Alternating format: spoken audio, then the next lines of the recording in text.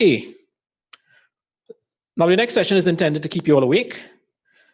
And we're going to start looking at reflecting a bit, I guess, in terms of the 15th year and some of and in fact, the main product out of the work of the CIGF over the years. Oh, I think we need to project a presentation.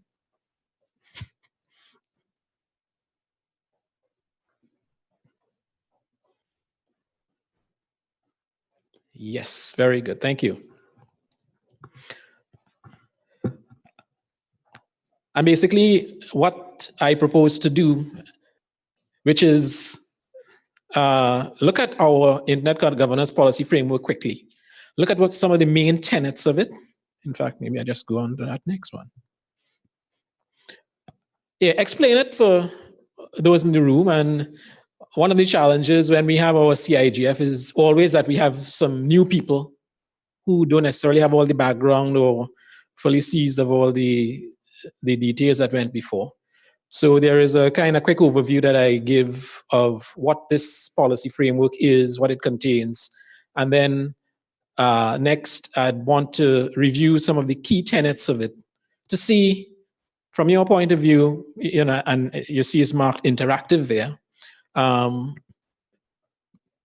Does this look good enough for us to take forward into the next few years? Granted, this particular version is like 2016 actually, when we finally issued it. And we're now in 2019. So, but we know the speed at which technology advances. So I think given the 15th anniversary milestone, it is probably appropriate for us to make a quick look and see what feedback we get from you to take forward. The way we proceed with revisions of our policy framework is that every 3 years, 4 years or so, over the course of 2 or 3 of the fora, we take inputs. And we at the CTU would compile those inputs and put them into, make appropriate amendments based on the feedback we receive, and bring what we would call like a final draft to the next CIGF to get general consensus. Well, yes, we could update it, and this would be the next issue or the next version of the policy framework. So basically, we are continuing with that process. We did get some feedback last year at our CIGF in Suriname, the 14th. We are the 15th now, and we'll see, just explain what basically the next steps would be. So we've talked about this Caribbean Internet Governance Policy Framework. We've said that we're not aware of anywhere else in the world that has one. And this is because our intention in convening this forum has always been to develop a Caribbean consensus around the issues of IG. And we decided to record them in a document that we call the policy framework. So it's a high-level policy advisory document. We say it's multi-stakeholder sourced, meaning from our group here over the course of several meetings, compiled by the CTU. And it has a mission and vision for internet governance. And how should I say, it has a vision. The vision isn't exactly for internet governance. The vision is for the Caribbean Information Society. And that basically came from the WSIS background of this whole forum. It also provides policy-making principles and guidelines for policy development at a high level.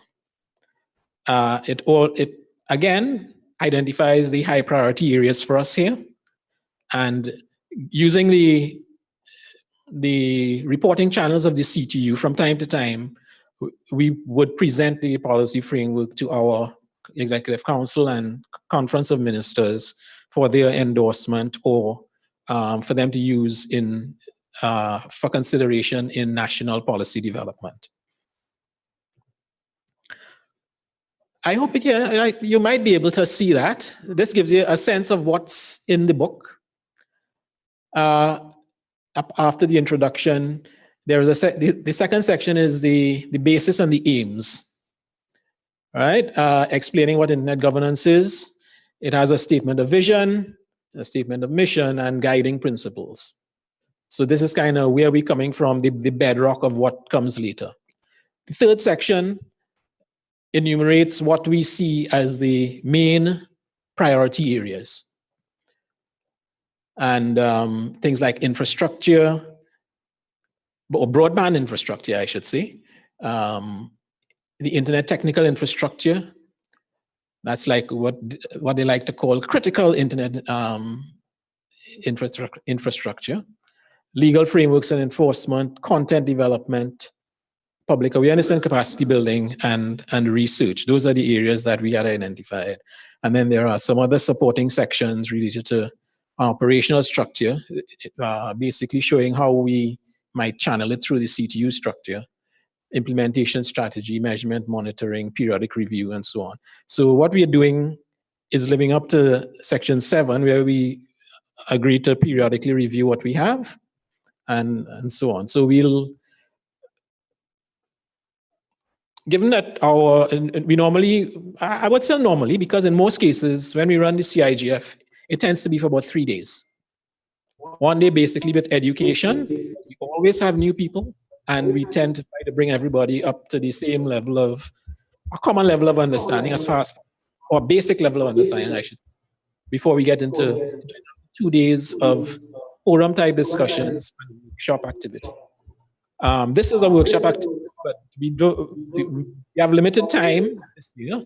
So we might break up in groups. And in fact, I'll allow, you could probably allow a few minutes for you all to discuss in your table groups, very few minutes before we actually do a plenary type feedback session.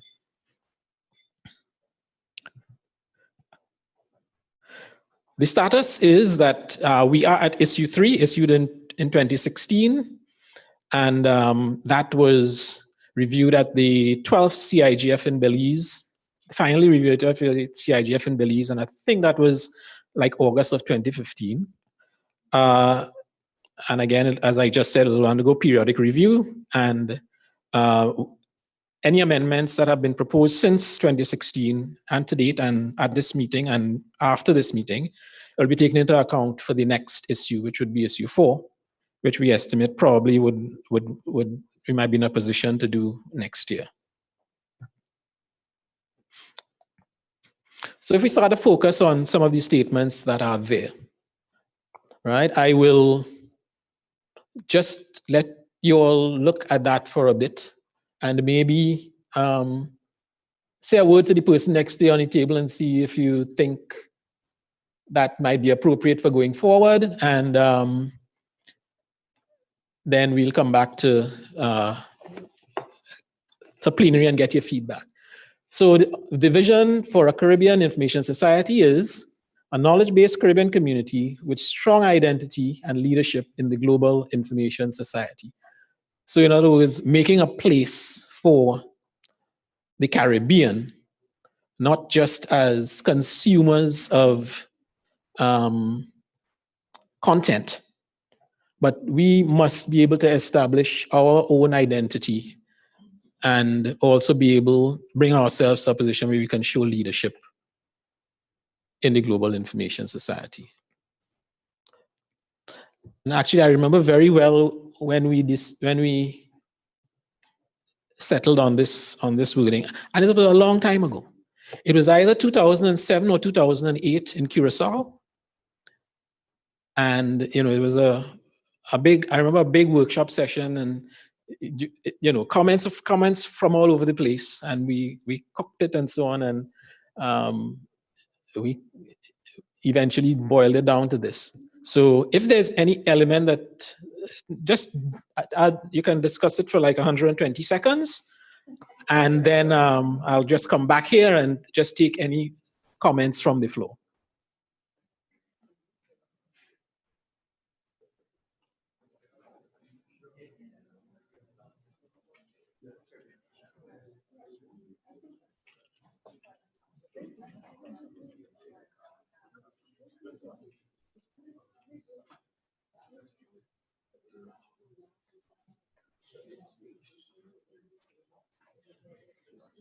And my colleagues from CTU could help me with recording any feedback as well.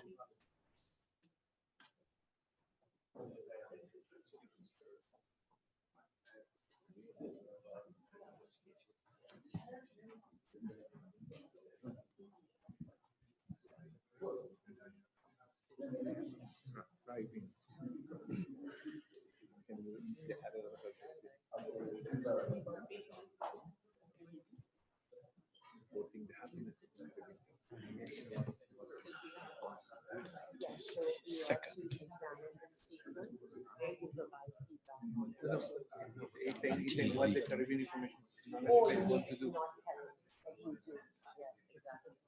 Oops, sorry.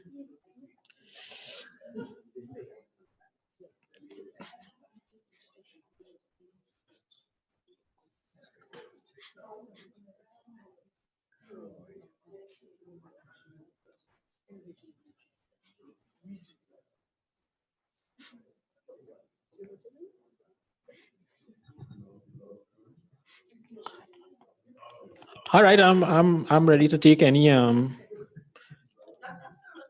comments you all might have. That was what? Yes.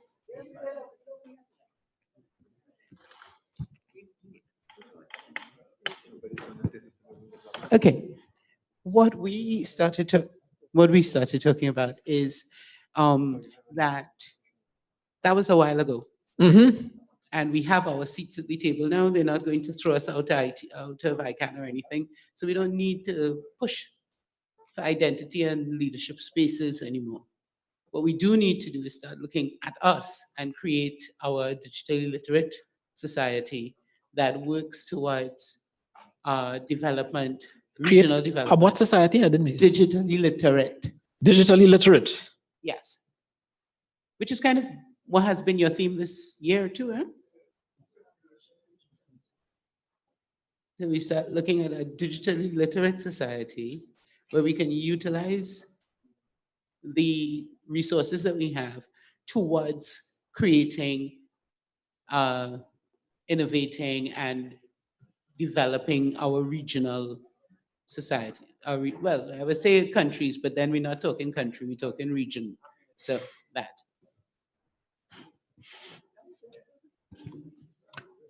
I see a comment request in the back there.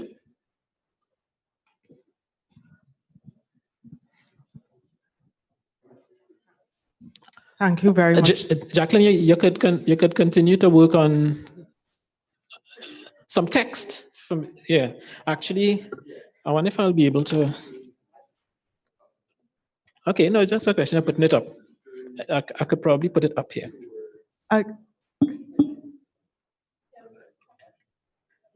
Nigel? Yeah? So I just wanted some clarification, just a little bit. Yes. Because I know you said, okay, this was done. What exactly is the vision? Is the vision the Caribbean Information Society, or is the vision a knowledge-based? What is the vision statement? I just want to be clear. Or is it a combination of the two? The vision is that we are trying to create a knowledge-based Caribbean community. Okay, so because you have the rest of it is descriptive.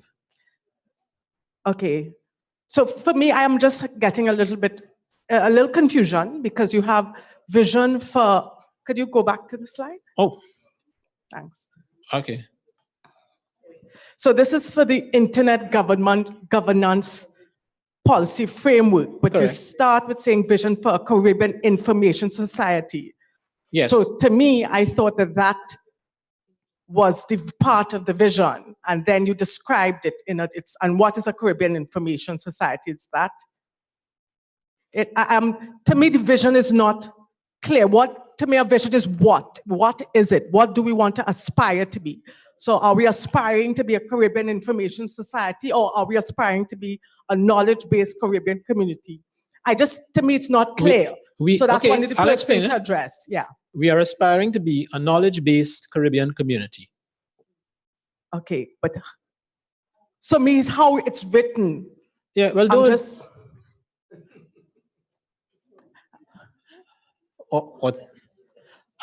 But I'm just saying, as I am new, so I'm just saying I am one of these new people who are now seeing this, and I'm saying there's not clarity in what is the vision for me. So for me, the vision would be, I want to be a very simple statement, a Caribbean information society. That would have been, and you've defined it. As it is now, I am not clear. I mean, apart from the request that you made of us to see if it's relevant, for me, I just wanted to get clarity. And okay, I'm just saying how it's documented. Let me see if I could give you the context from what's right there, right? I said the rest of it is descriptive. We're showing Indian leadership in the global information society. Right. So this was in the context of a world summit on the information society. I guess a brave new world that uses ICT and all these fancy tools that we now have for commerce and for different aspects of living and so on, right? And they call that, they said this, at the time it was, the buzzwords was like information superhighway and so on, creating a global information society, right? So a part of that, the Caribbean is a part of the world. So we were looking at the Caribbean Information Society as a part of the global information society. Okay, so what was our vision in that sense? What was our vision for the Caribbean in the sense of an information society? That part with the vision thing is really just the heading. That's not the aspiration. That's just the heading and the context. What's the context? If we're talking about a Caribbean Information Society in the context of the global information society, what are we talking about? Right, and I think that's for me is a little bit of disconnect, because the policies for internet governance, and then you go into the information society. So I am not too sure if it fully addresses the internet governance part for All me. right. So that's what I'm just saying. Maybe Yeah. this is where you could perhaps look at one, and I know we spoke about digital, but we should perhaps look at what are the values that we want as a Caribbean now in 2019, because you said you did this in 2007.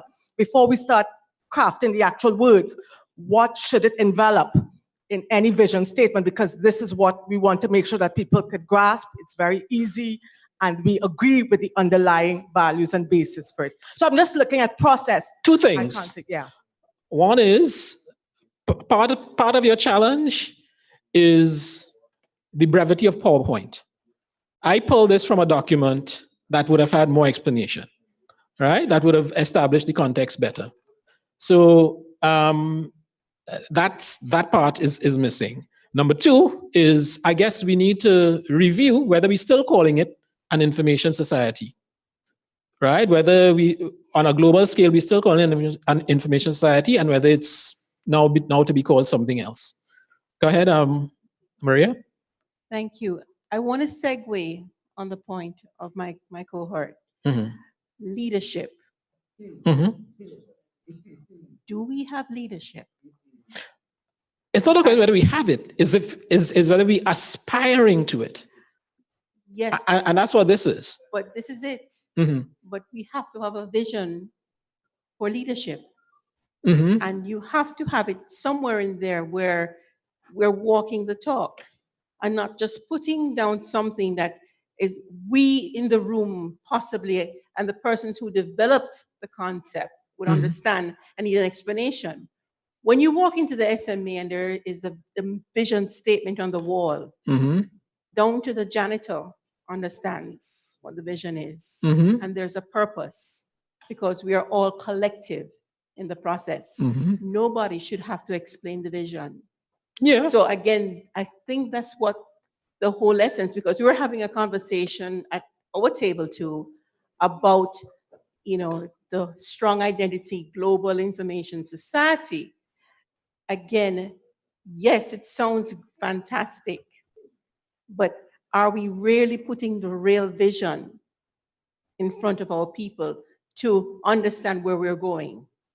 But if it sounds fantastic, if you say it sounds fantastic, fantastic in what sense? It sounds like a good thing, or it sounds like something out of our reach? And that is the point. It sounds out of our reach. At this juncture, if I'm going to be very honest with you, and we're having an honest and frank discussion, leadership comes from the persons that are in a certain place of power. I want us to reflect. Has there been buy-in in this global information society from our leaders? It doesn't have to, when you say from our leaders, you're talking like political leaders now. I'm talking about any person you think in your society and my society, in the Caribbean society, who has the influence to effect change. Have they bought in to this concept of a global information society? So you see, when you're setting your vision, your mission, it must be that persons understand then the next layer, what are the goals, what are the objectives, Right. because those are things that are going to build this. Correct. So I'm just asking, is this space already created for us to mobilize the things to follow? It's just a question. Let me hear from Lance first, because I'm talking a lot. Let's hear some more. I think there are a couple of things happening here. There is a vision, there's a mission, there are goals and objectives. And I think we are seeing those things at the moment. Certainly at this level, you have a responsibility towards regional development and advancement. And really, you can possibly say that this is what you'd like to do at this level. So we can say that a knowledge-based society that will contribute effectively to regional development and advancement. That is an overall global goal, if you wish. And then from there, you could get into the mission of, because things like strong identity and leadership are deliverables in that sense. So you can still get that. It's just a matter of where you're putting it. Right. Because remember, there's the vision, which is quite global, and then it is the mission and the goals that then begin to deal with leadership and identity and all the other things that have been discussed. So to keep this simple at the highest possible level in terms of what you want to do for the region, and then you could then put the lines in for the rest of that when that's done. Right. Merely my 2 cents. Yeah, let's hear what Jacqueline is saying. I want to go back to what you said first. To what you said first. Yes, this was done a while ago. Yes. A while ago, 2006, 2007, we were starting to create the institutions and so forth, the multi-stakeholder institutions for the information society. Our goal, our vision at that point was that we would be part of that in a leadership role. That's part of where we came up with this. This is purely because I have history. So I remember how this came about.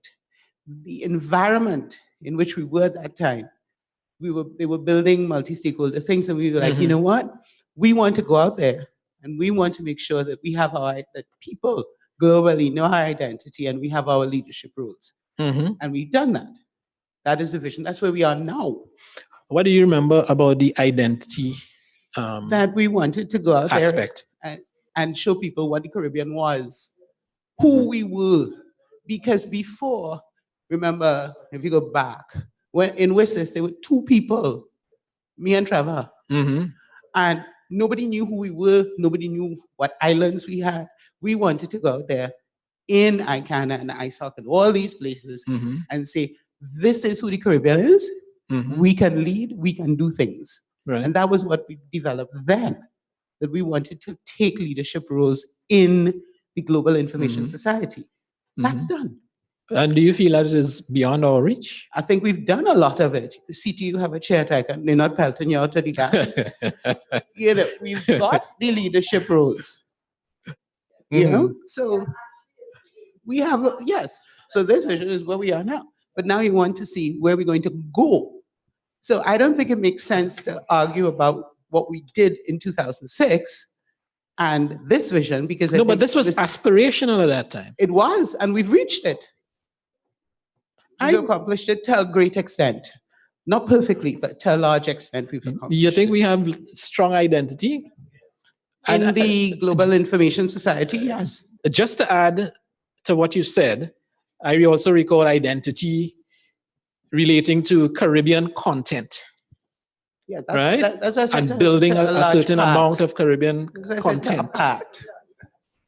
You know, so anyhow, To a part. you want to We do haven't something? Or- totally gotten there, Yeah. but you know, we're in a different space now. So maybe we could just look Mhm. at a new vision Well, that's going what are the elements take you us forward from where we currently are. What is our place now, and where do we want to look to be? you mentioned digitally literate as one thing. Yeah, well, the so one our table came up let's with hear is a some text digitally that could give literate us some of the concepts that we're what talking we about. had come up with on this table before Yes. we like, was that our offering was a digitally literate society that innovates towards regional development. Digitally literate society that Innovates right? towards regional development. And yeah, you only gave us 120 seconds. Yes.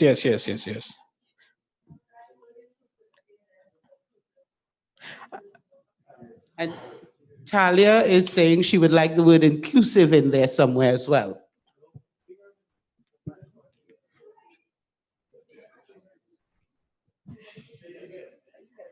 Jacqueline, just repeat the watching. A digitally literate society that innovates towards regional development. Inclusive and digitally literate society, or something like that, where the same comments as I came in the room, we were talking about inclusivity and Mhm.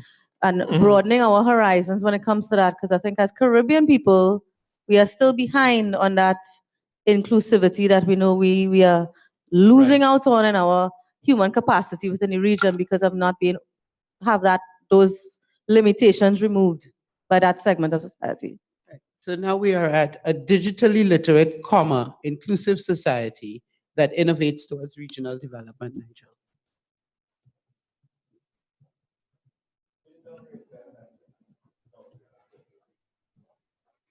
Oh, are going good? Yes.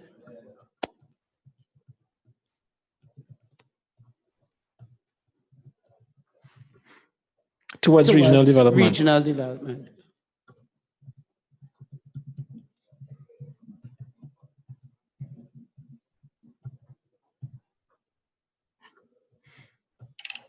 Okay. And that could include content. And that could be where we start including the concept of creating our own content and so forth. In the development part.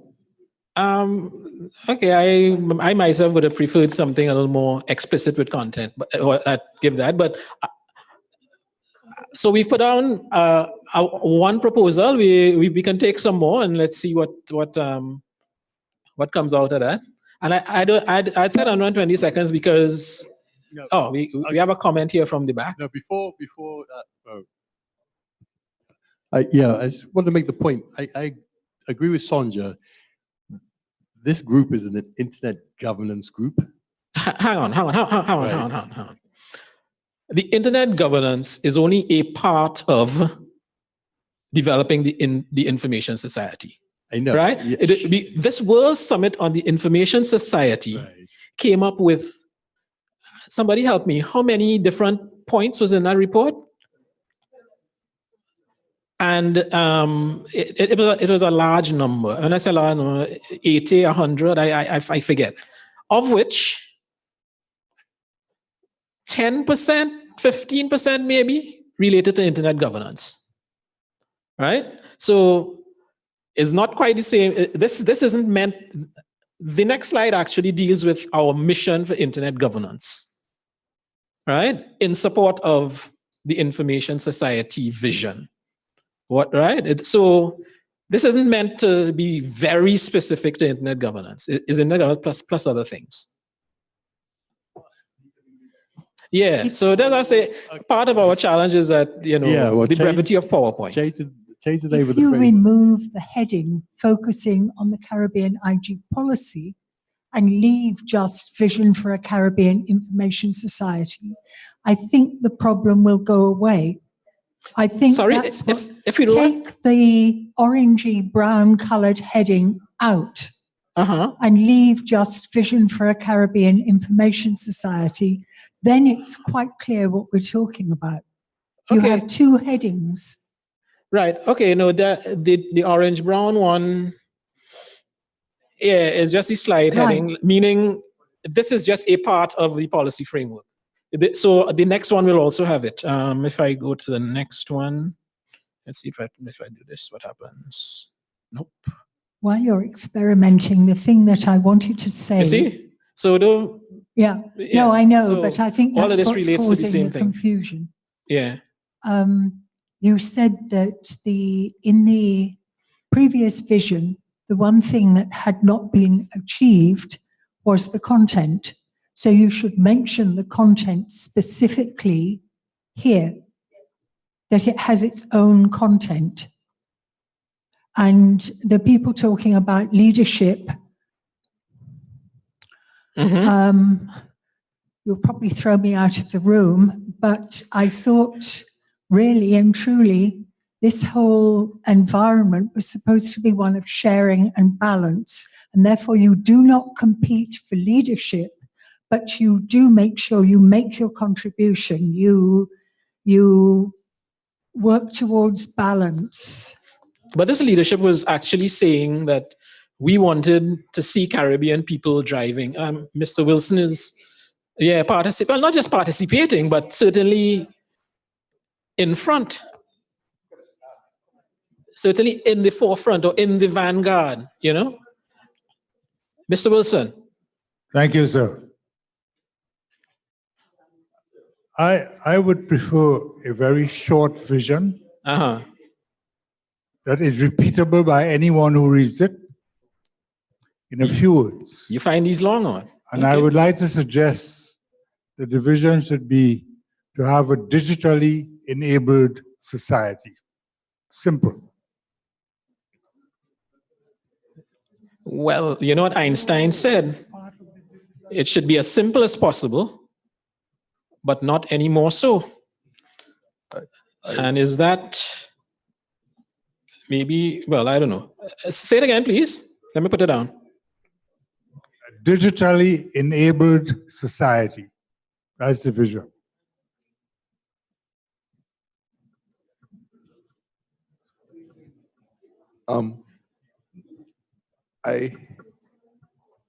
Okay, so my understanding of what a vision is something to aspire to. Good? So it's not where we are now. It's not a goal, but it's a broad overview of where we are, of where we want to go, or where we envision, or where we see ourselves in X, right?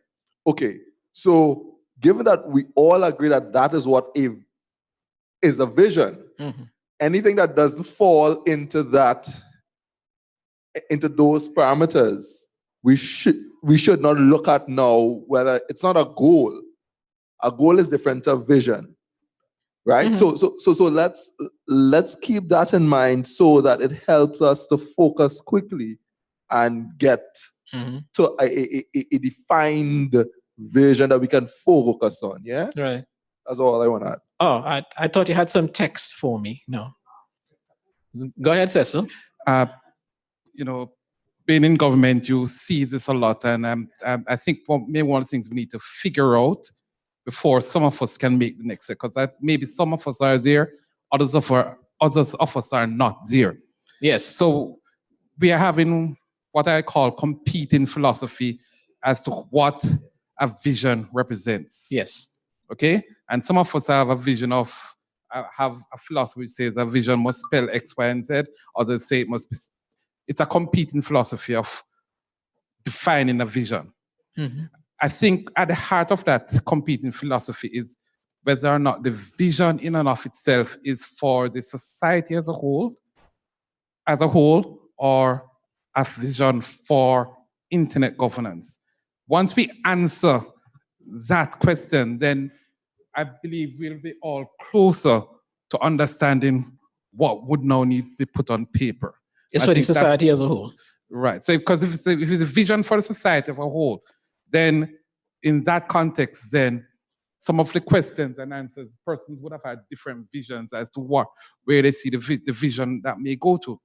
There are some persons who may say that it's about economic development of our societies, or there are different views.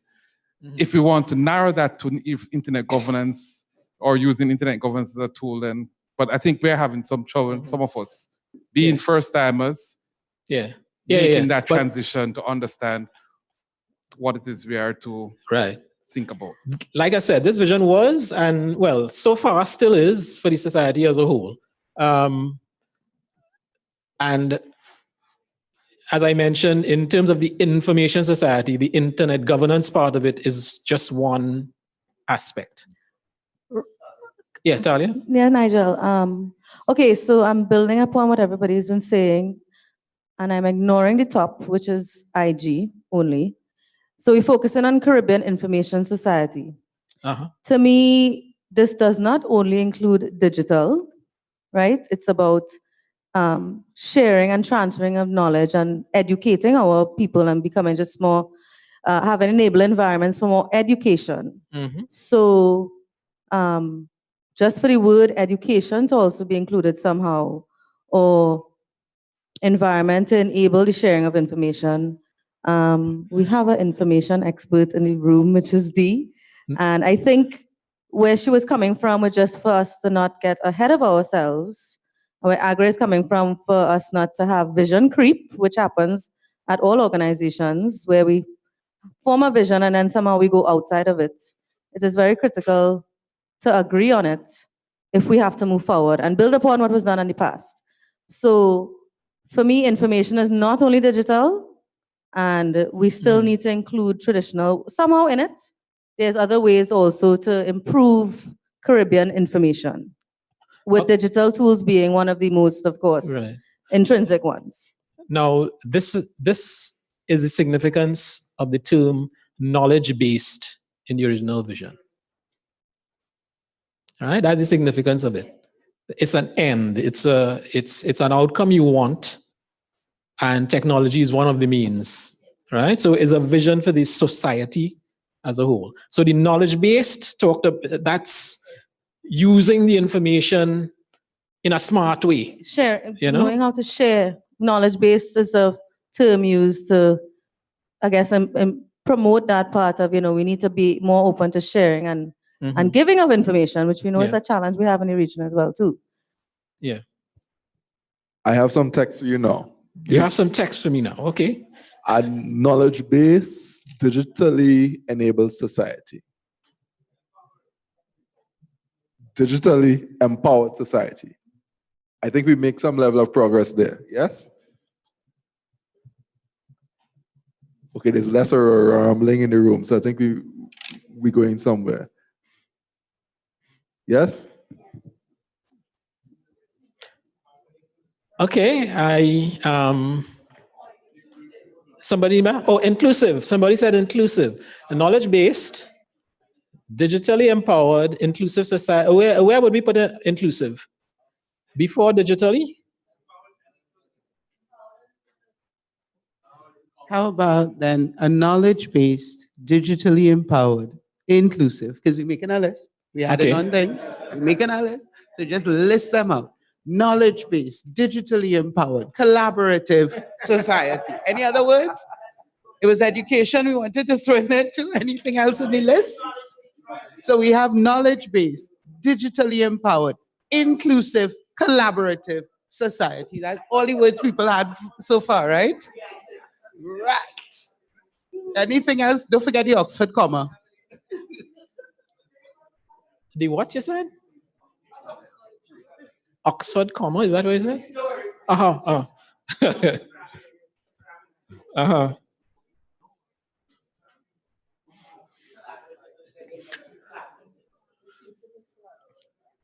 Collaborative.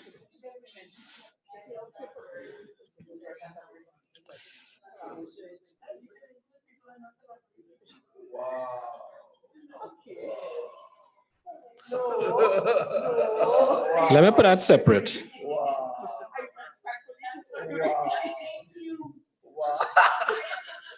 No, you see, that's because I've seen the inclusive but not collaborative thing happen a lot, quite a few times. What do you not going?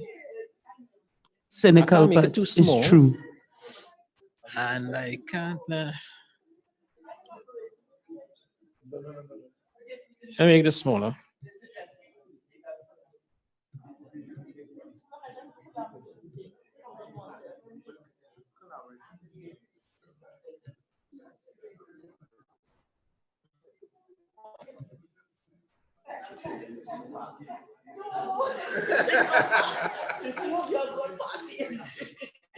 Knowledge base, digitally empowered, inclusive society, period. Period. And thank you very much. How collaborative, knowledge base maybe as well.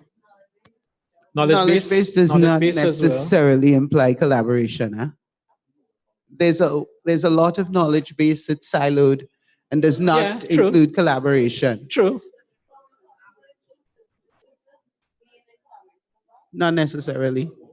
Not always. But I would like to wonder if we still want to keep our leadership in the global information society in there.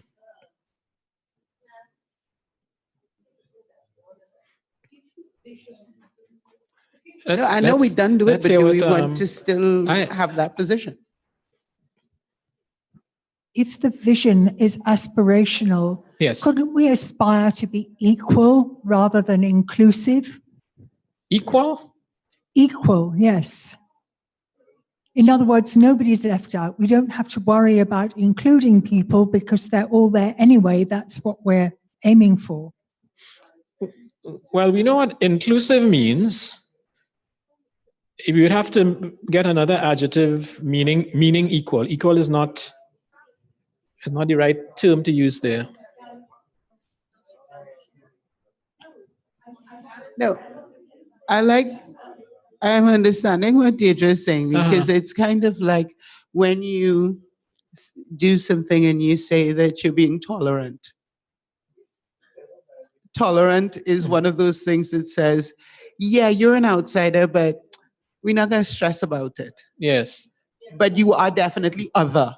I think we want to get rid of the otherness of people because when you do inclusive, it means we, the normals, are in the middle and we are including other groups. We are including you. We are being nice and we are, but it still shows that there's an otherness to the people that we are reaching out and including.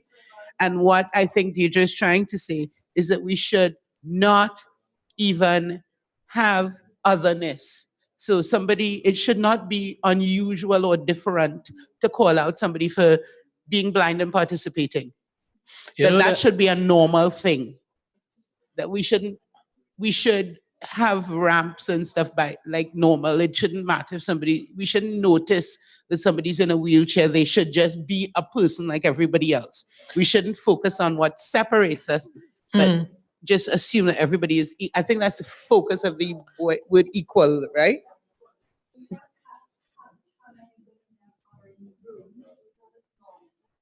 No, I hear what you're saying, and well, I don't know. My own view is that inclusive captures that. Is like this debate we often have in Trinidad and Tobago about diversity. Strength and diversity and so on. I mean, you notice the difference. You have men, you have women, for example, right? But everyone is included. But you can't not notice that things are different, But the question is, what do you do when you notice that? We include everybody. It makes no difference. So I like inclusive.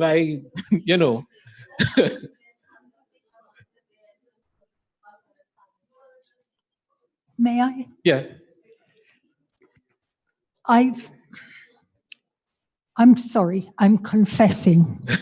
For a long time, it has worried me that the CTU and CIGF did not apparently include the persons with disabilities because they're one set of people that I work with. There are the workshops that Trevor runs, and they're great, but they're mostly for children, and they're mostly, we are giving you something, even though the very excellent moderators of the workshops are themselves disabled. So I was thrilled, really, earlier this week, to find out that the CTU, been there, done that, gone way ahead, because the people with the disabilities are an invisible part of the participants. I mean, you're not counting them. They're not wearing labels any longer. When I want you to put equal, I want a situation where no one has a label, no one. And everyone is there. And you're saying inclusive does not?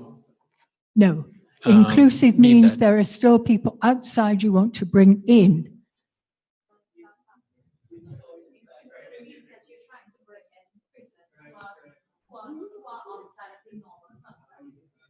Just to understand, yeah.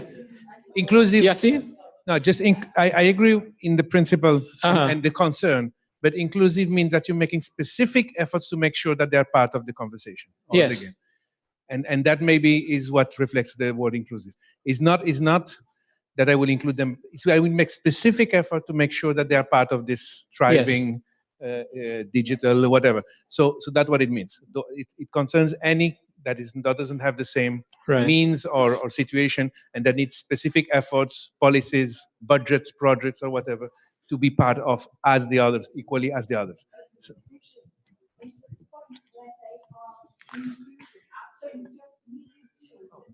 Okay. I think I gave the suggestion of the word, and it was because I walked in the room and that discussion was happening. But I know it's a buzzword right now for those with the disabilities.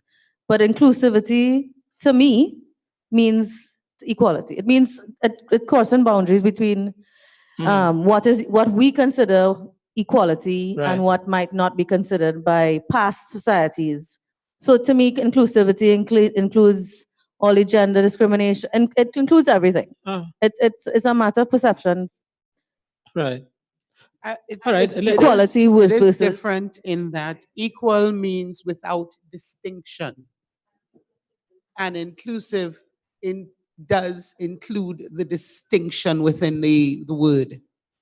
You see, that's the absolute foundation of it, that inclusive means there are differences, there are the norm, and there are others, and you want to include the others. Whereas equal means there are no norms and others. Everybody is everybody. Everybody is everybody. Yeah. All right. Nigel? Yeah. Sort it out. Yeah. Let me just say. Oh, great. Go ahead. So okay. So I'm hearing the distinction being made in terms of the language. I understand the distinction that people are making. And that's how you are thinking of it now. Whether that's how someone reading the vision will think about it is a completely different matter. People relate to words depending on to the concepts that have been associated with those words. And this is why I understand Nigel's point about the use of the word inclusion. It doesn't deny your point. It just means that this goes out to the public at some point. And how is this to be interpreted? As somebody with a disability myself, and who has been involved in the world of disability and policy making and that kind of thing in this area, we have used the word inclusive very much for the recognition that there are differences between people. And if we are to achieve equality, then we have to take specific action. So there is in fact the inclusion. You really do have to recognize that there are differences and that we as an organization or as a society have to take action. It's not going to happen. Nobody is going to be equal all of a sudden. What she's saying though is even beyond that. If you're saying equal. Well, the thing about it is the what, where do we want to reach? We want to reach equal is what she's saying. Yes. Right? That's what she's saying. Equal is in the vision, and the but if the vision is the to be goals, a motivating statement. the steps that we go through will be the inclusivity thing. I understand all that. That's what I'm saying. I'm saying I know where you want to go. Right. But if you are to make an impact on society with the words that you engage society with, it's just saying equal doing it. I'm not so sure. I've been involved with this for a long while. Let's leave that particular one to cook for a little bit. To act. And let me ask generally if there are any other concepts that we feel that we might want to carry forward. Mr. Wilson, there was a mic. Could he get a mic, please? Oh, okay. I just want to caution that we need to be wary of being too specific in the vision. Mm-hmm. The vision is exactly what it is. It is a broad something. If you begin thinking of inclusivity and all that as being part of the vision, then you have to ask about gender and gender differences and all the other things. Well, all that is inclusive. So yes, but I'm suggesting that inclusivity is part of the working methodology. If you're going to have an enabled knowledge society, whatever you choose as your vision, then you're going to have to bring all those groups along in your work plans, in your goals, in your objectives, and how you set your programs. Right? So the vision, in my view, should not be specific in any one single area. Right. It should be as broad as possible. And therefore, we need not clutter the vision, in my view, with terms like inclusivity and all that. Right.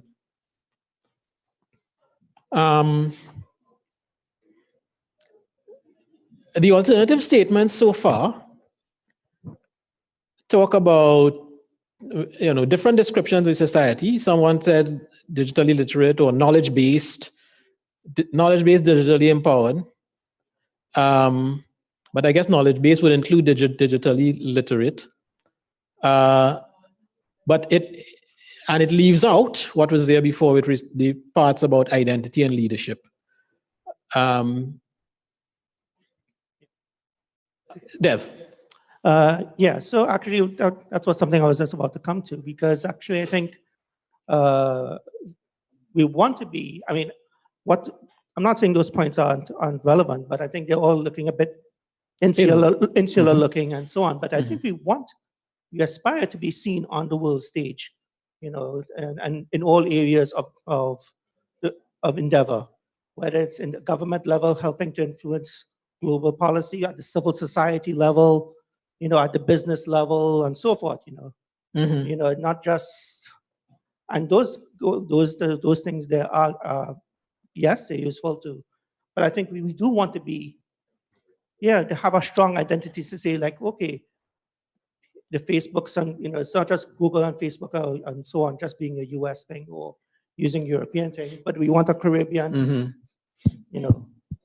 So you advocating for keeping that identity and leadership in global right. and globally, yes. Right. So it basically seems as if the knowledge-based, digitally empowered society is who we are. Yes. And the other part would have to be, and how we are seen. Yes. So we've got the first part, kinda. So we're just going to add back on the second part. We could. The how we are seen. Right. The how we participate, what is our role on the world stage? Right. And then we have the two parts. Right. Our part, ourselves. We want to be known. Inward part and our outward part. And we also want to be in the forefront. This is just the vision. The initial policy framework did not seek to have a mission for the information society, because it then became specific to internet governance, right? So recognizing internet governance is just a part of the information society thing, because they have a lot of other stuff related to information society. a lot of things related to education and so on. We touched on it a little bit, but not in too much detail. Yeah. I was just going to say some of the parts. So I could probably, I don't know how to do that. Yes, I could underline here then. Yeah.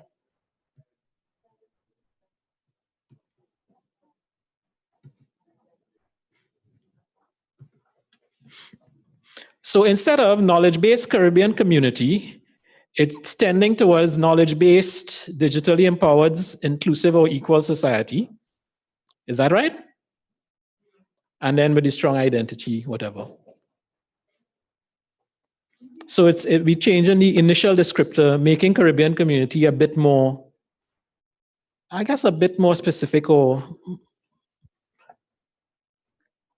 yeah, some more specific aspects of that. Do we want to be happy or satisfied or Well, you want a word? Well, there is one word. We could be a utopian society with strong identity, because that would cover everything. I mean, it sounds somewhat ridiculous, but if we push to that level, that's where it's going to be. Yeah, maybe a little far as information society is concerned, but let's see. Let me just underline this part too, so that I'll remember which parts. I was trying to find another adjective for equal, but it can't come to me right now. We could probably check that out a bit after. So, is there a sense in the room that these are the elements that we want to end up with in the vision? If so, well, we could leave it like that, and we'll massage it, and I'll probably bring it back tomorrow as a revised statement. One thing, Nigel, just the leadership in global information society. What exactly does that mean? What you're trying to achieve there? And I disagree with Selby, by the way. People, the disabled, and a lot of people are just not seen in society. So if you don't make sure that people think about them, they continue to be forgotten.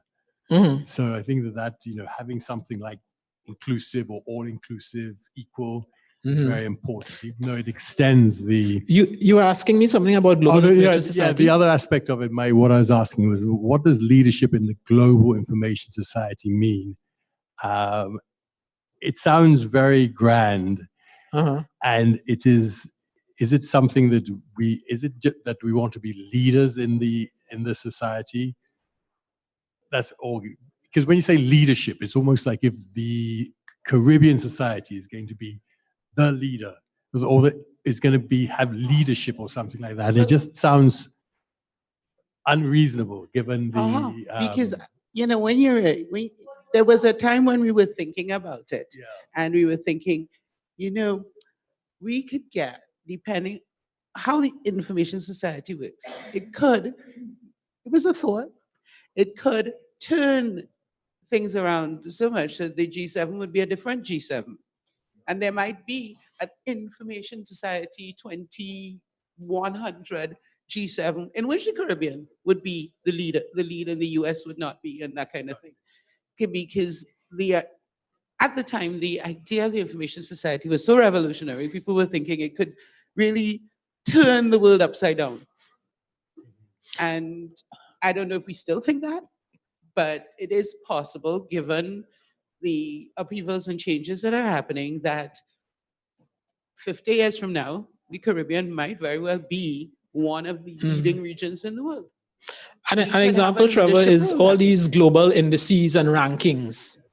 We should be seeing more Caribbean countries up on the top, not Europeans. And look, we have Asian countries up on the top. The Singapores and the South Korea, those types of countries. We want to see Barbados, Trinidad and Tobago, Jamaica, up in the top 10, that sort of thing. So that's the kind of leadership we're talking about in those information society metrics, right? all these sort of, so it shows that we are making effective use of the technology. Effective and innovative. Actually, that was a good. I found that was a good word that I would have liked to find a way to include. Actually, if that's the case, then should it just be a leader, rather than leadership, and a leader in the global information, and a leader, as opposed to leadership somehow.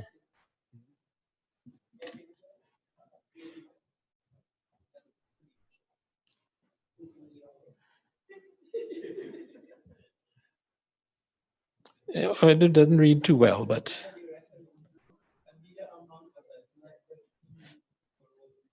I'll put it in brackets to contemplate. Nigel?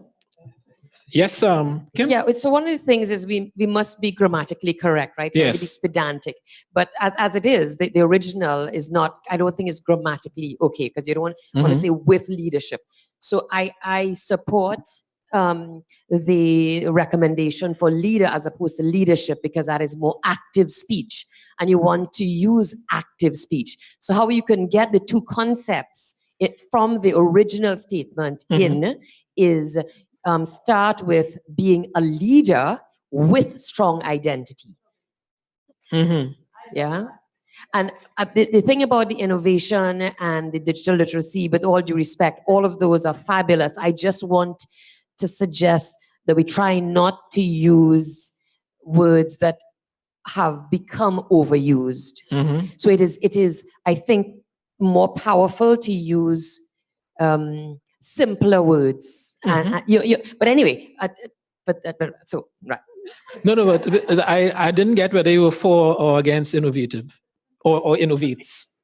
I love the concept, and I think the concept is important. I just don't like the word.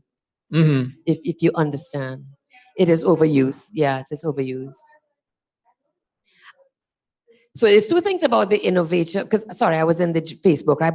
But the two things I am not so keen about in your reference to innovation there I saw somewhere was innovates towards. That again is sounding like we trying, innovates towards. It's just, again, I think too much indirect. You want to be crisp. I think you want to be crisp, So I love the concept. I'm not sure that the words themselves ring. The statement has to ring, and it has to feel comfortable. Right. So you were saying like a leader with strong identity. All right, I'll remember that. I'm going to put this in italics.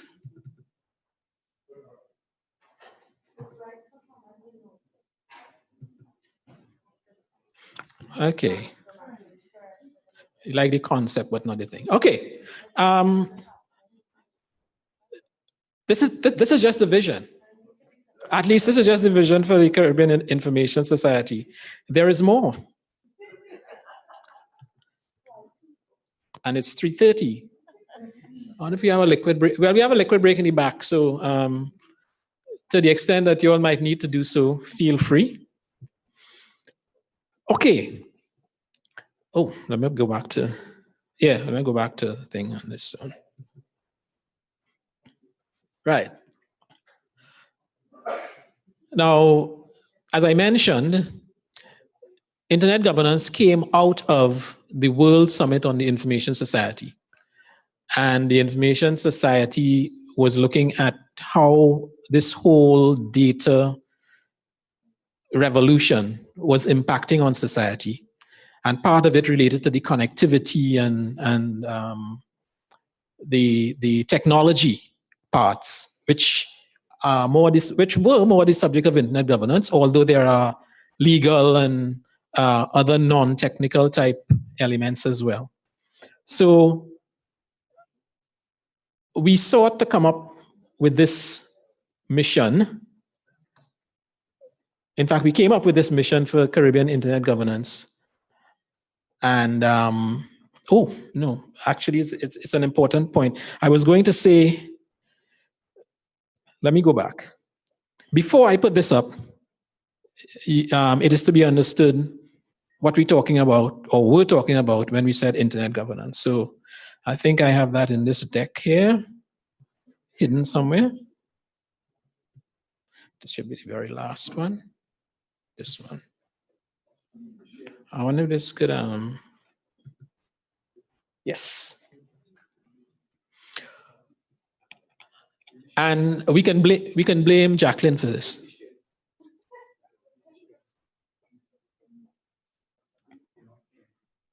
Online not seeing this one. Yes. When we created a mission for internet governance, this was the context under which it was done. This is the definition from that expert working group that informed the World Summit on the Information Society in 2005. And internet governance is the development and application by governments, the private sector, and civil society in their respective roles. So all of that related to the multi-stakeholder process. And what is this multi-stakeholder process developing? Shared principles, norms, rules, decision-making procedures, and programs that shape the evolution and use of the internet. I think it's great. I'm sorry? I think it's great. I think it's great. I think it's great. You think it's great? Right. No.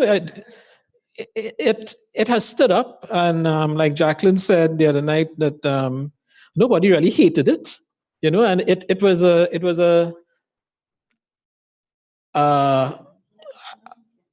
manner of stating it that was acceptable to all the stakeholders involved.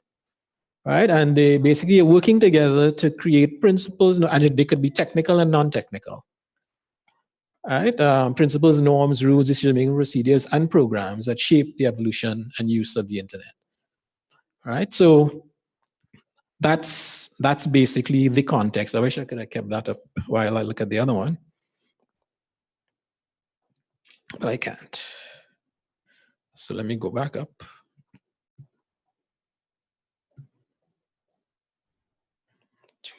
Here. Yes.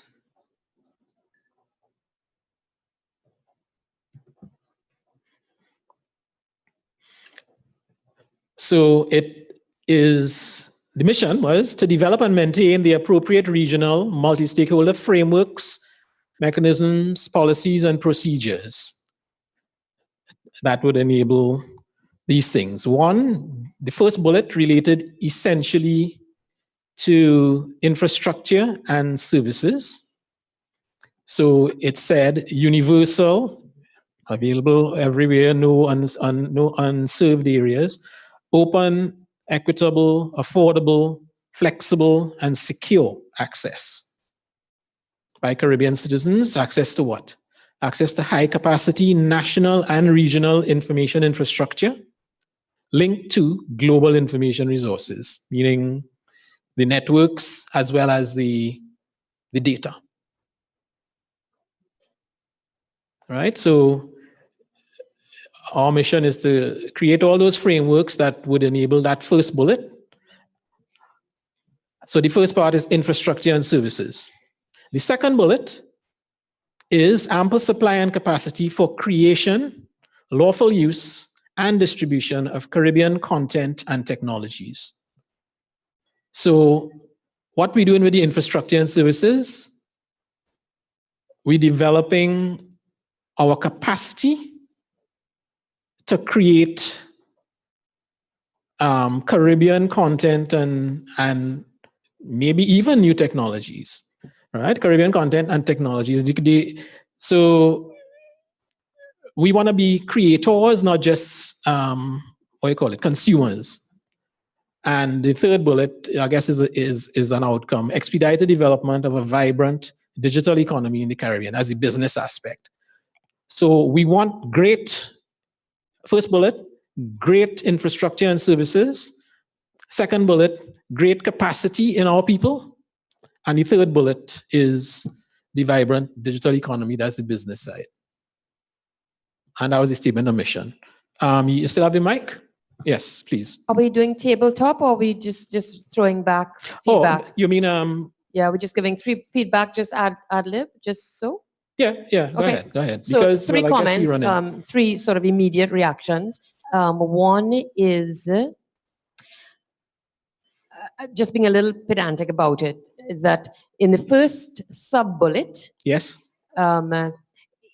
linking, what we are linking, yes, to global information resources, but all of this stuff, whether universal, open, et cetera, is not only to access resources, which is the information side of the internet, but there's also the whole sort of communications side that maybe is not represented there. And maybe you don't need to represent it because it's understood. But when I think of information and communications, it's not only that I want to link to resources, but perhaps I want to link to other people, you know? So that's just a thought. A second thought is in the second sub-bullet. So I love it, but I would consider that we want to enable ample supply and capacity for creation, lawful use and distribution of Caribbean content and technologies, absolutely. But we also want to enable the lawful use, you know, and distribution of content and technologies that are not Caribbean. So what you're doing here is you are limiting the notion of lawful use and distribution to that of the Caribbean content and technologies.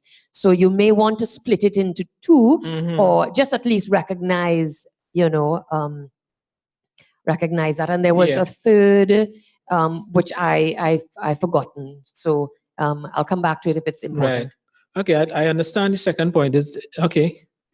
Let me put a thing about non-Caribbean content there. Use of non-Caribbean content. Sorry, I have to get out of that.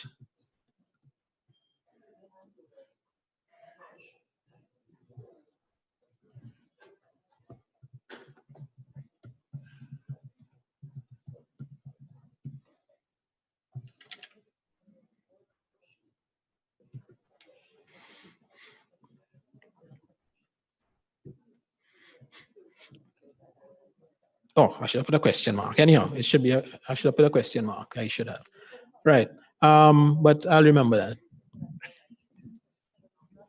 Any other comments? So in fact, so the first bullet, the thing was the communication aspect, right? It was to me it was understood, because if you have access to the regional information infrastructure, you know, you would use it for whatever purposes, including communication. But you know, but we're still open for comments.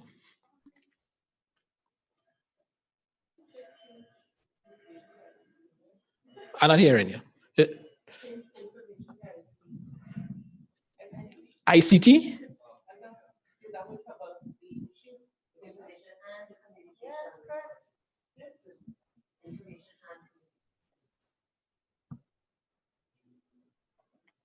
Okay, so each time we have information?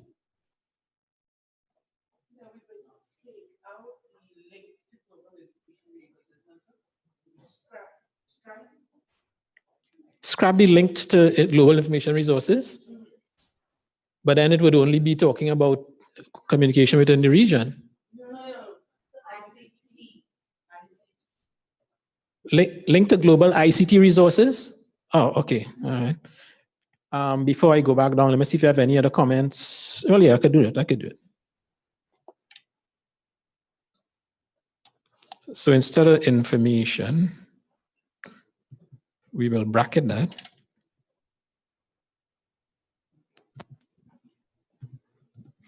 And ICT. All right. Let's put a question mark here.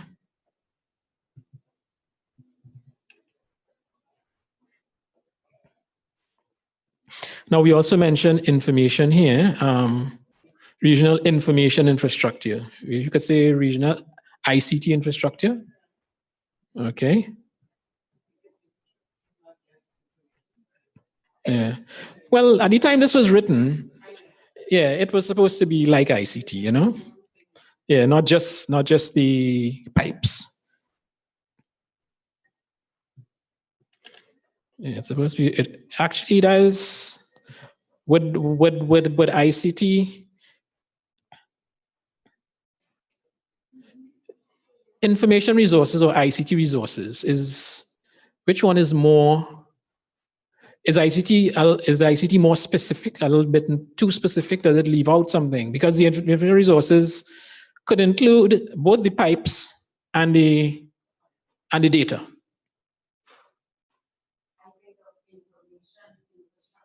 Mm-hmm.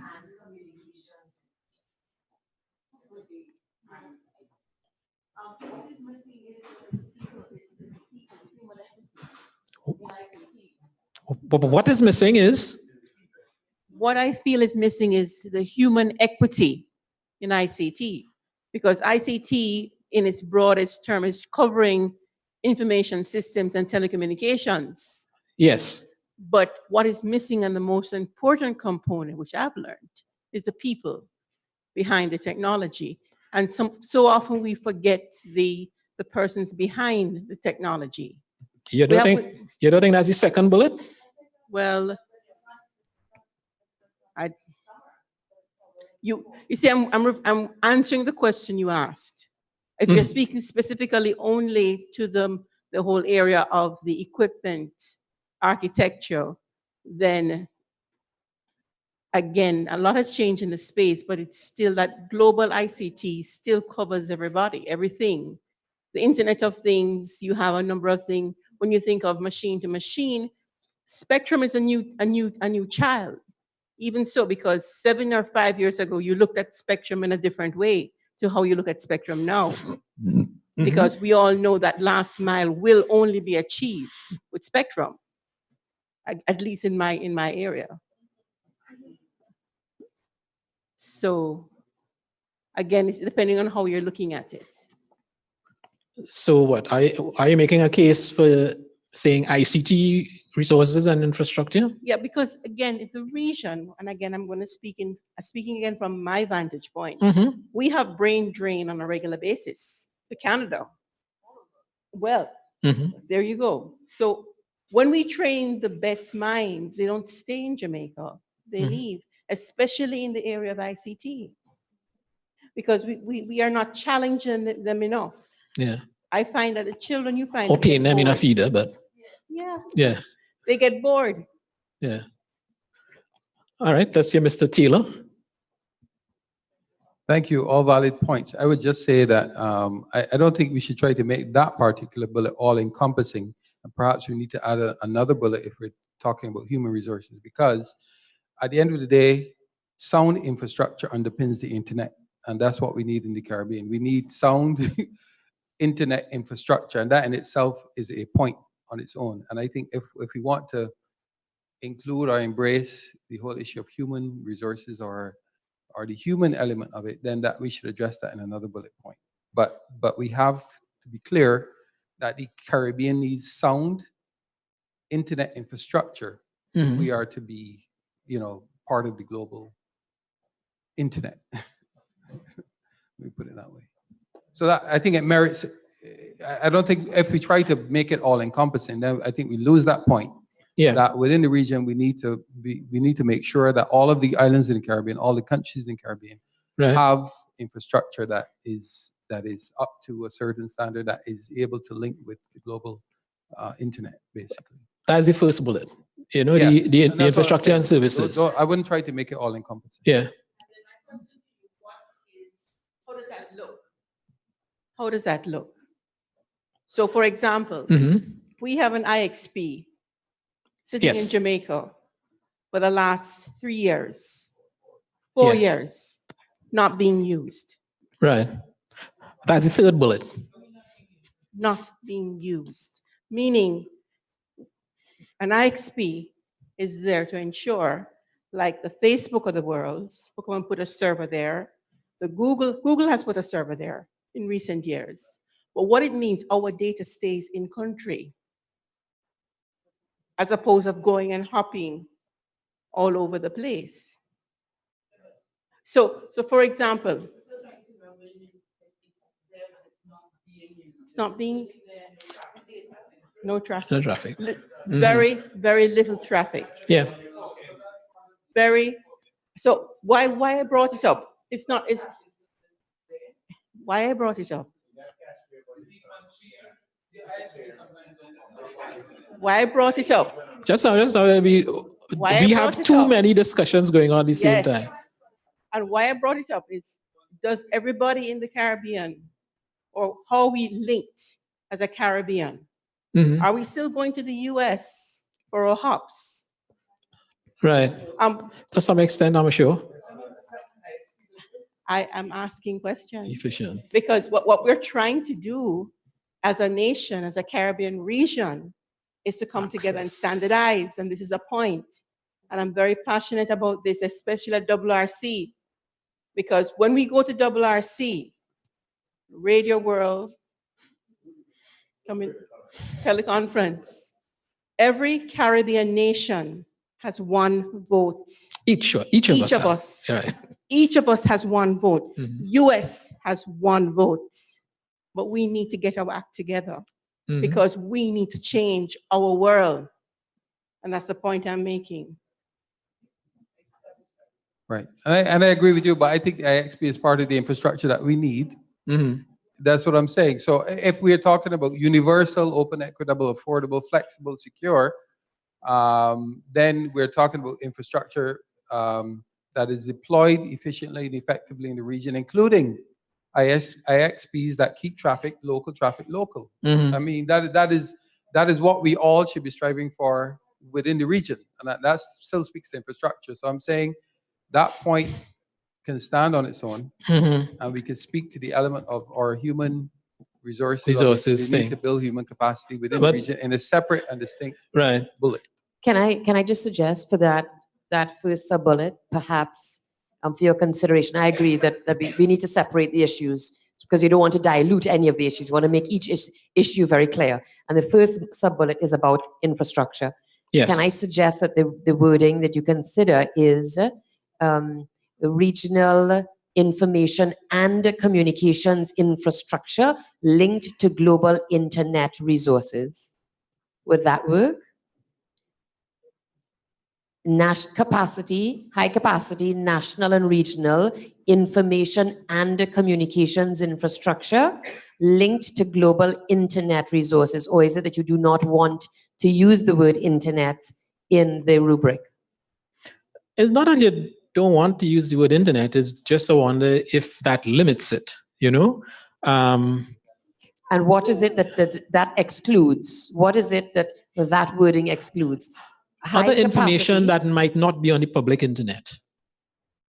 You can have connections to global information resources I see what you're saying. that are not accessible via the public internet.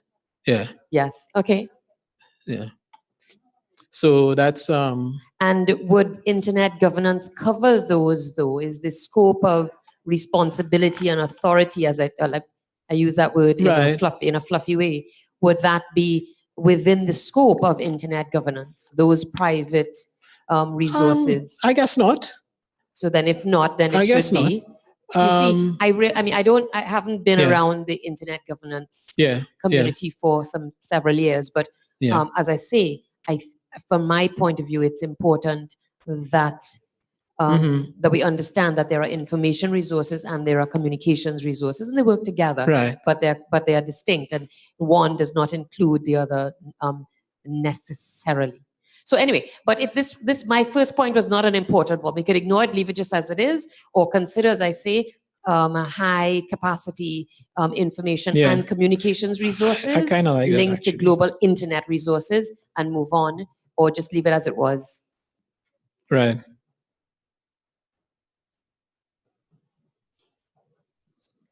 Communications. Let's say communications. Linked to global. And I'll put the internet here too and think it over. See if we're missing anything. Yes, it is outside the scope of internet governance, but since we're talking about the networks, we want to retain that flexibility in the networks as well. But as I say, I'll let it cook.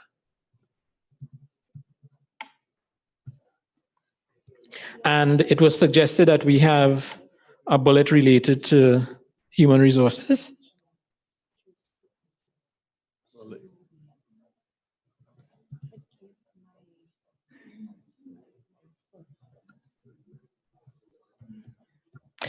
Now, the first bullet talks about infrastructure and services. And the last bullet. Can I just ask one point? Because it goes back to what we were talking about, the vision and this vision for internet governance or the information society. You got to talk louder. So, okay, sorry. It goes back to that first bullet, but if this is about governance, it can't be just to enable. It has to be to ensure, because governance is about ensuring certain things. So it's not an enabler.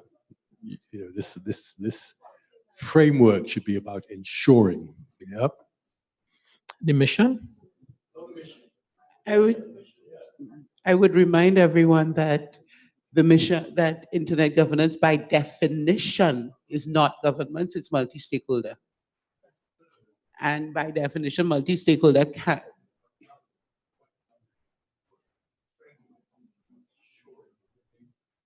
except there's been no, unless we get a new thing here, there's been no multi-stakeholder that has been able to ensure. Because we don't, as multi-stakeholder, we tend not to have the authority to ensure. We can assist, we can enable, we can work towards enabling things, and we can sometimes, and we can push on the people who actually do have, outside of the multi-stakeholder world, the power to insist, which would be governments in the nation state paradigm in which we live. But yeah, we can't, as the multi-stakeholder group can't enforce that. The multi-stakeholder group can get a member of the multi-stakeholder group, which is the government, to ensure it. But I don't see how the multi-stakeholder itself could ensure. It's because the internet has this space called multi-stakeholder that sits around this thing, this paradigm that we live in called nation state. And they don't work, they don't connect one-to-one.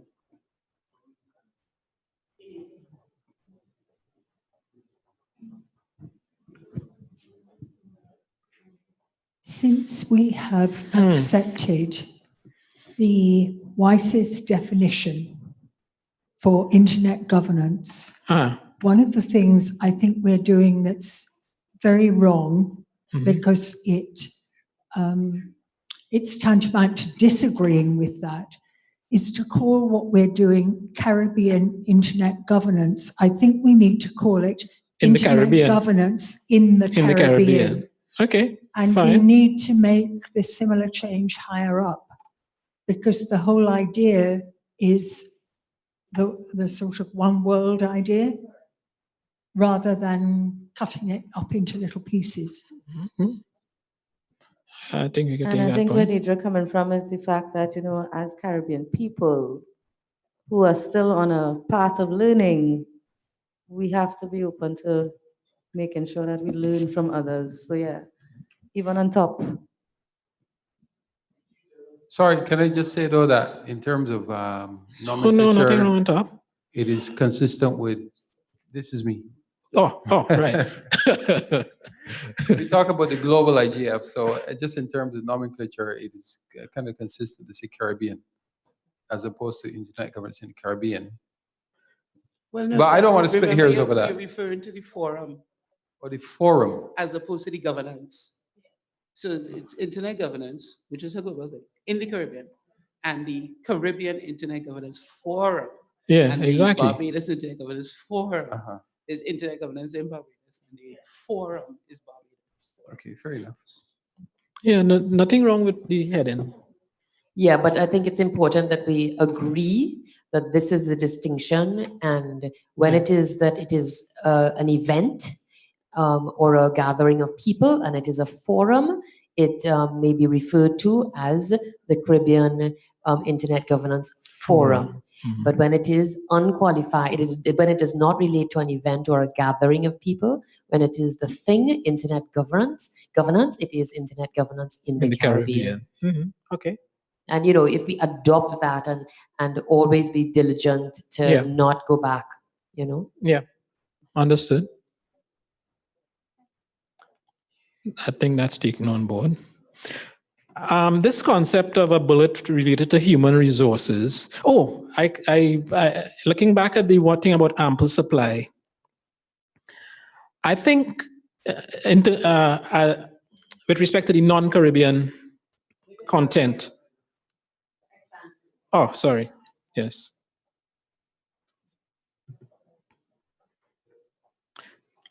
Yeah, with respect to non-Caribbean content, I think it was meant to be, it was intended, how did suddenly, oh, because I added a line, okay.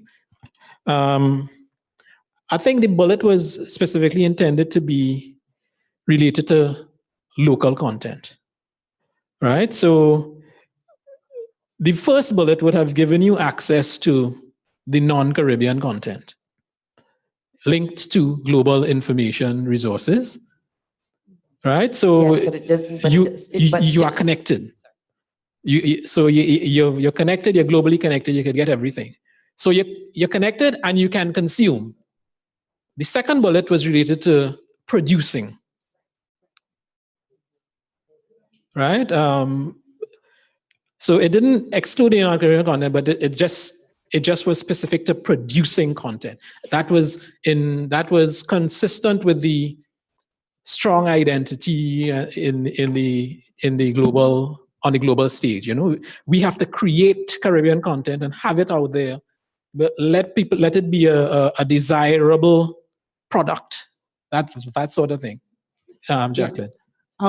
Quick question though. The way it is now, do we want to clearly state that part of our mission is to focus on the lawful use and distribution of all content, otherwise known as, would we like to say that our mission includes not being a hotbed of piracy? Well, yes, but you see, the idea of the lawful use and distribution was really for the Caribbean content. If we are looking to say we want to create Caribbean content, yes, but to create a second bullet point that says that part of our mission is that we are lawful consumers of all content. So please do not steal the Netflix and the torrenting and all the stuff that we do so much. And you see, the issue of creation is tightly linked to distribution. So creation and distribution. But when it is that you put in lawful use there, I find that is limiting the scope of lawful use in a way that stands out. So I could see ample supply and capacity for creation and distribution of Caribbean content, etc.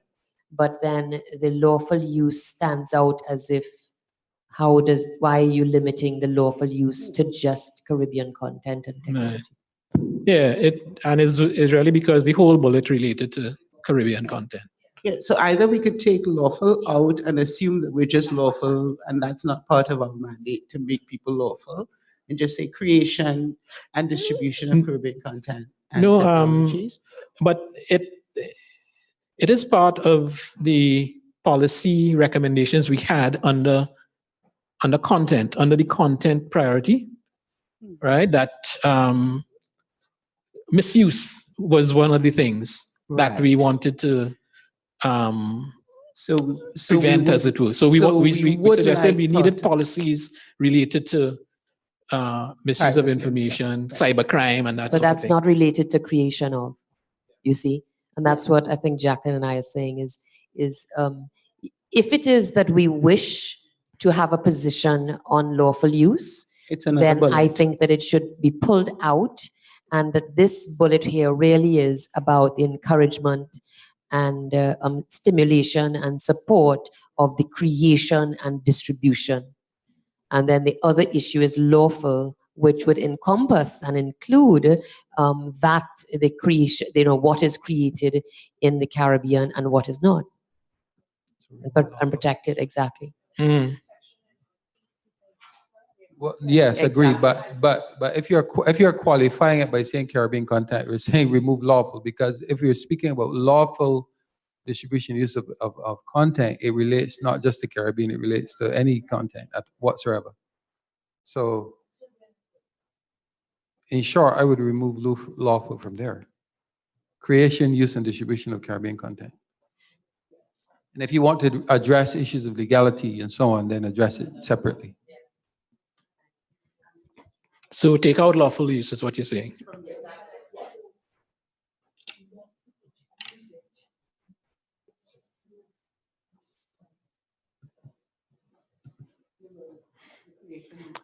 I don't want to lose it.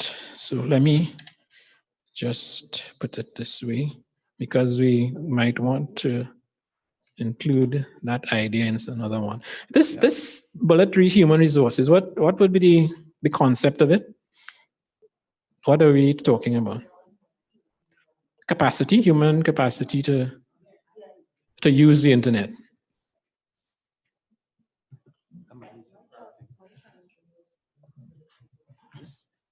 We pass that, though. We pass that.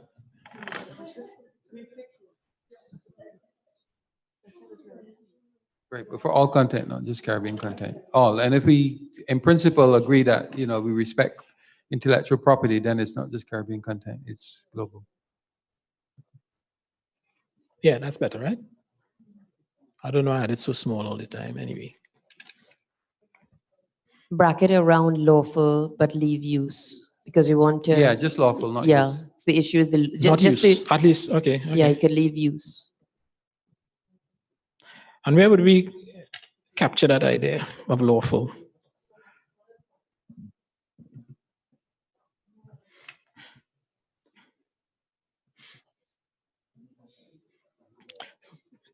The issue I think an initial statement of the first bullet, I don't think it included secure, and we put that in afterwards. That was supposed to be cybersecurity aspect. The lawful is more cybercrime. You have secure access by Caribbean citizens to high capacity national. Secure is up there. Secure, yeah, it is. Right. Yeah. Secure.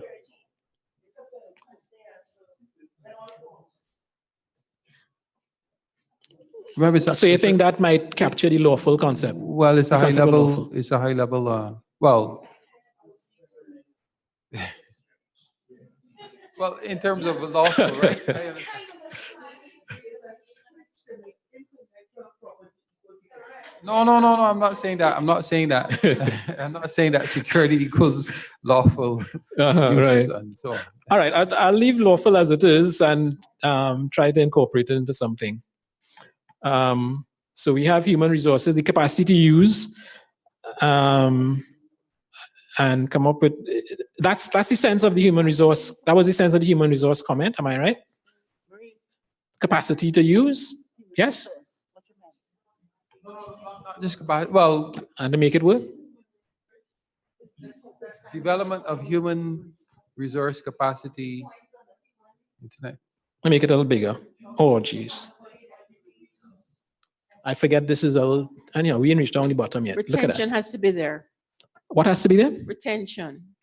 Retention? Yes, retaining, not losing.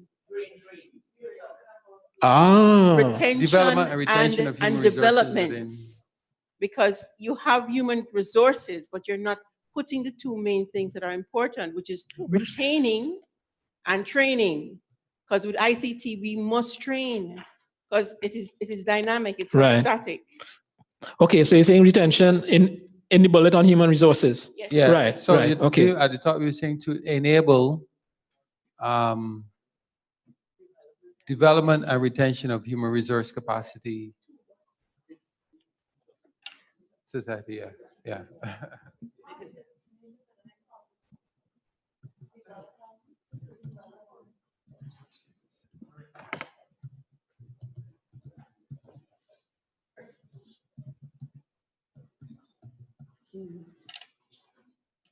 What was that, boy? L.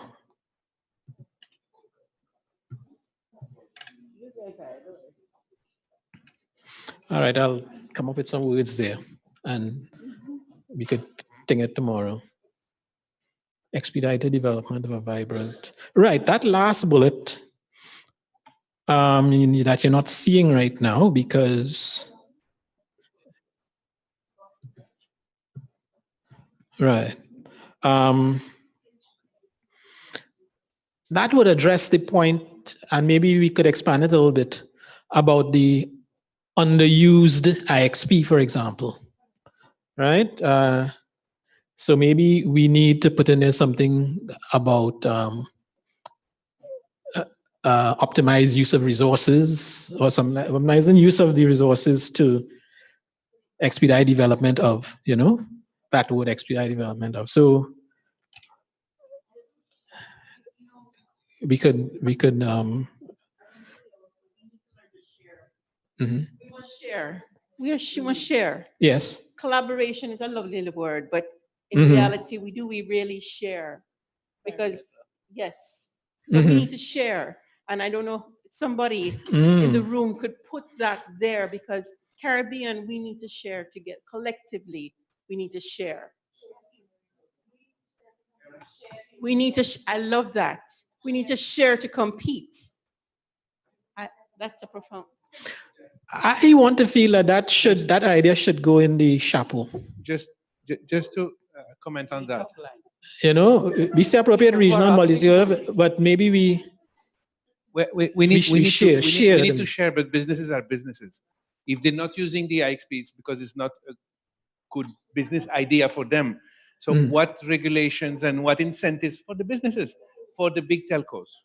So how can we have the right set of incentives or regulatory incentives or fiscal incentives so they use this IXP and lower barrier to access to new entrants, etc. So that's the right question, because businesses are not going to share because they love each other or love us, or they're businesses. That's it. So how we have the right regulatory and policy framework so that businesses do use the IXPs, and that's all over the Caribbean, this issue. Or share infrastructure, towers, lower cost. But Jamaica cannot have one set of regulations and Trinidad has another. So collectively, because all the big players are here, they're everywhere. So the point I'm making is that collectively, as regulators, we need to set the standard and not be divided by the business. Correct. Yes, but collectively. Who wants the mic? Sharing.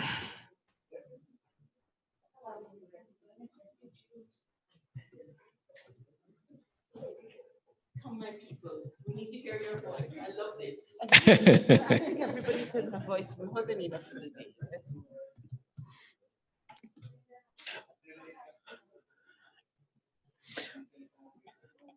Adding sharing and collaboration.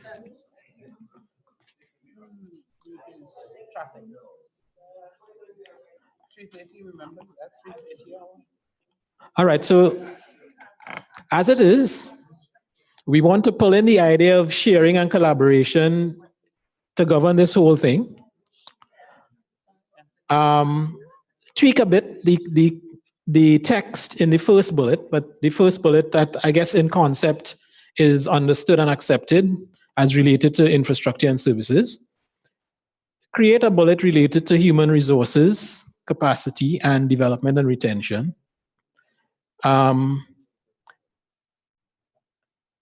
I guess leave the bullet related to local content, and then amend that last one to include, I guess, some of the hows for development of the digital economy. Incentives, standards, efficiencies, and so on. It'll be a lot of hard work, but we'll see what we come up with for tomorrow. And that's vision and mission. We are at 4:15. I'll ask you all one more thing. Actually, the next thing was guiding principles. This is usually not controversial, but I'll say let's go to one more, which is the. Oops, I think this is an out of date. No, it is. No, it's not out of date. I think it's right because it says broadband connectivity, and it is 6 sections. Let me make it a little bigger. These are the priorities, the strategic priority areas that formed the different sections of the policy framework. The first one was broadband connectivity. That's the physical infrastructure. The second one related to the internet technical infrastructure, the addressing, the domain management, critical internet infrastructure, and these types of things. The things that are specifically technical related to internet. Then legal frameworks and enforcement, that's safe use, cyber crime kind of thing. Cybersecurity straddle both the internet technical infrastructure and some of the legal frameworks, right? The cyber crime aspects were more just the legal frameworks. Then there was content, and especially local content and other things related to information management. And then the other two, public awareness, capacity building, and research, measurement, status, identifying gaps, things like that. Yassine's presentation highlighted the importance of research because a lot of the countries that he cited where the approaches or the projects related to affordable access was concerned, in many cases, research was a key part, right? So we haven't really been very successful in getting resources for research. We did have one particular success with what do you call it? IDRC, with the IDRC, where we got some work done in about 2010 or thereabouts, but it's certainly one of the aspects that we had identified. So we have physical infrastructure, internet infrastructure, legal frameworks, content, public awareness and capacity building, and research. Stuff like misuse and so on currently would fall under legal frameworks and so on. Because as it says there, the areas it covers are national and regional structures for protecting users' safety, rights, and property. So it'll cover misuse. Yes, dear. But Rodney, if you have it, you could start.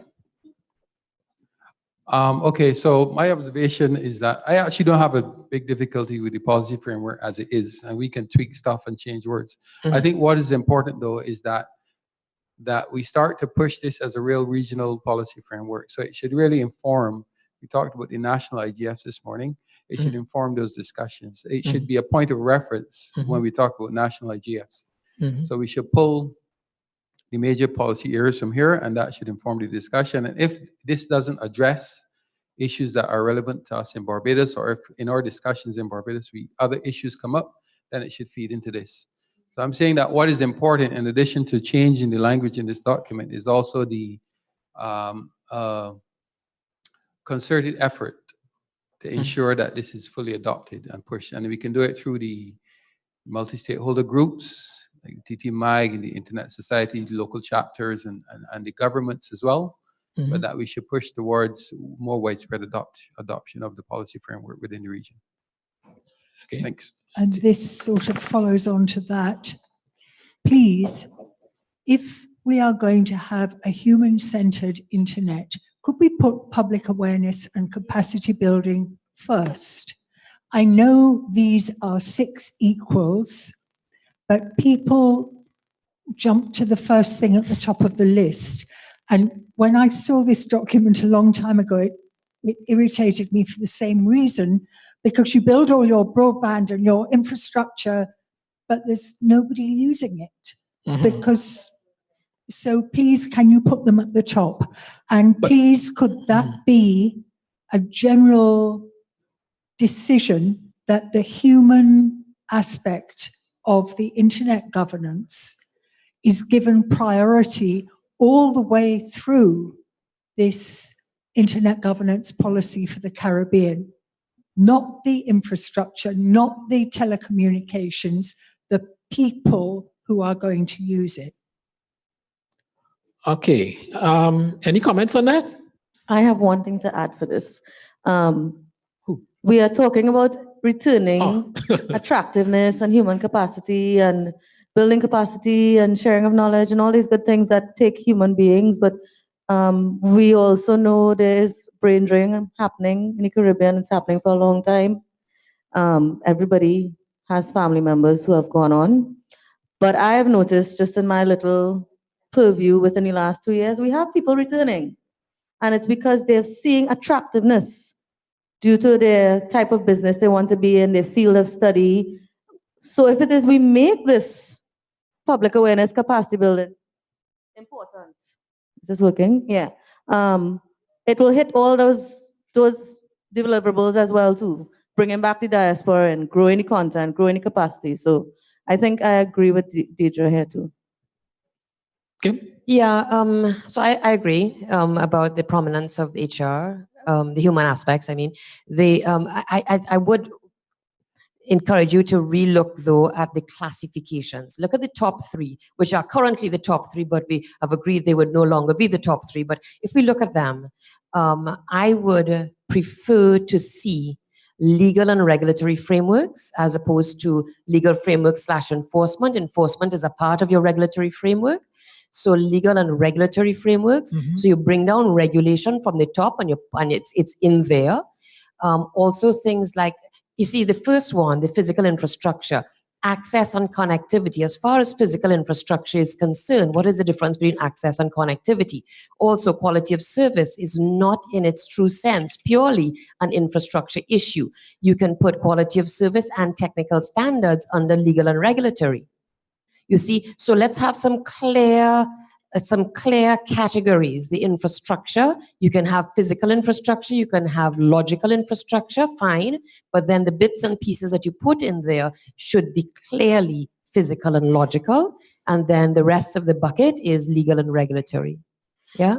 Right. So even the critical internet infrastructure, you have that in logical. Yes, there is a component of it that is logical, but there is certainly a very significant component that is physical. So I'm just saying those 3, yes. We changed, the reason physical and logical are grayed out is because they were changed. That's what they used to be called.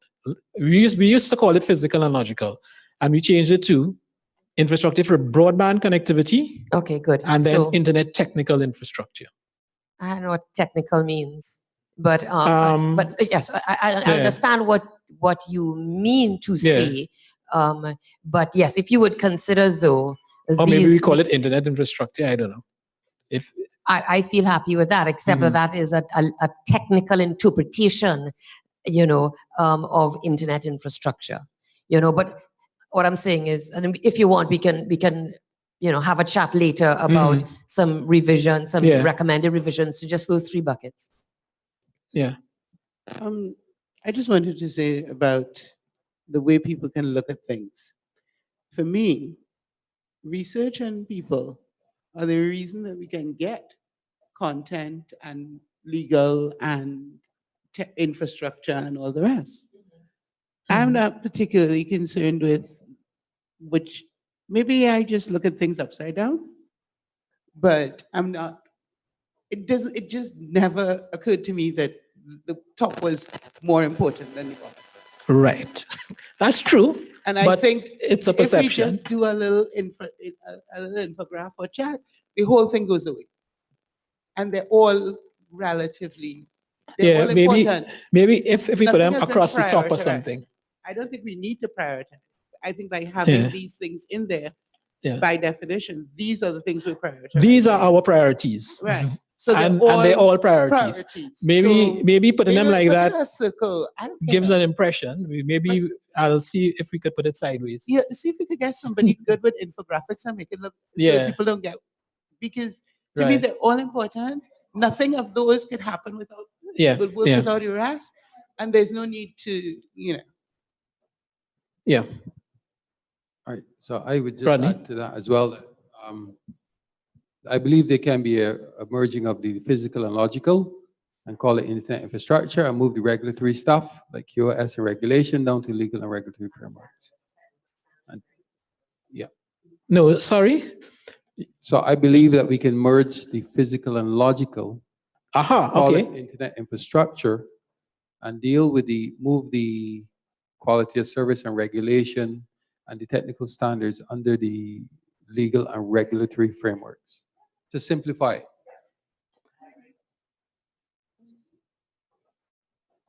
Technical standards is not necessarily regulatory. It's not regulatory. Regulate standards.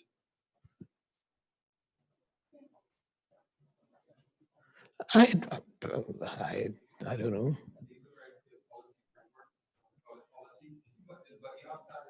Like for example, a USB standard is, I mean, That's a it's, regulated, yeah.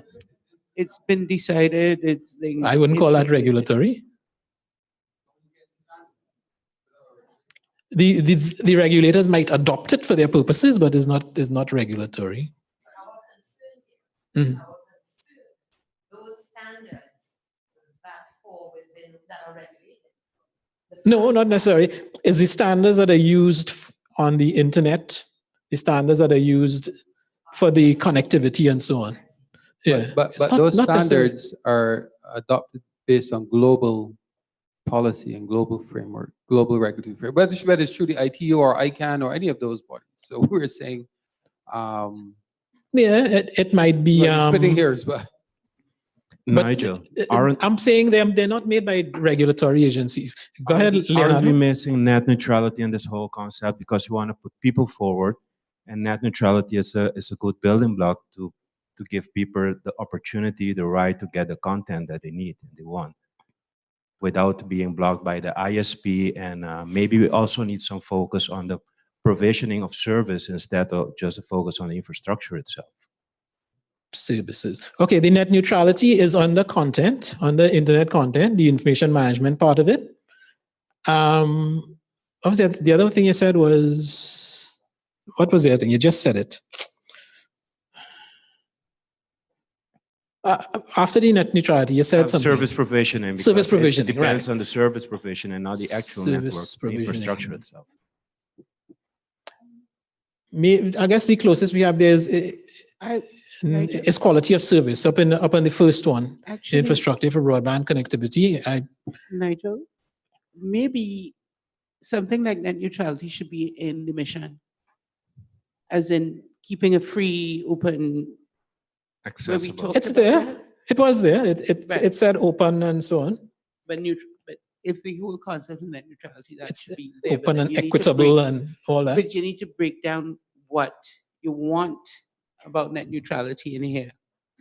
Would it in here? isn't it- yeah, if you're going to Well, put it in here, it would be it's there. framework that would support that. Again, it's a PowerPoint thing. So when you go to the section in the document about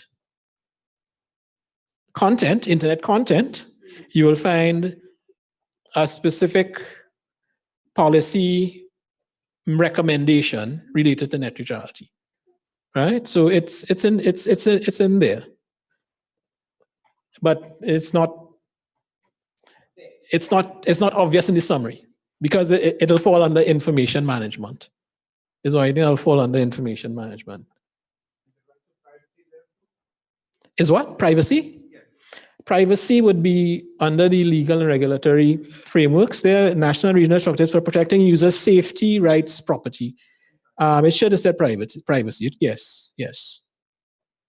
Yeah, it should have said privacy there too. But that is part of legal and regulatory frameworks. safety, property, and privacy. Yes, I could put that in. And data ownership would be great. Right. You could put that there. I'll just make sure it's there. Actually, I should underline this.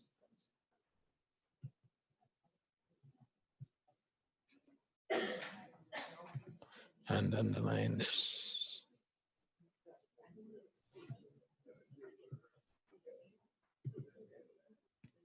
Right. Good.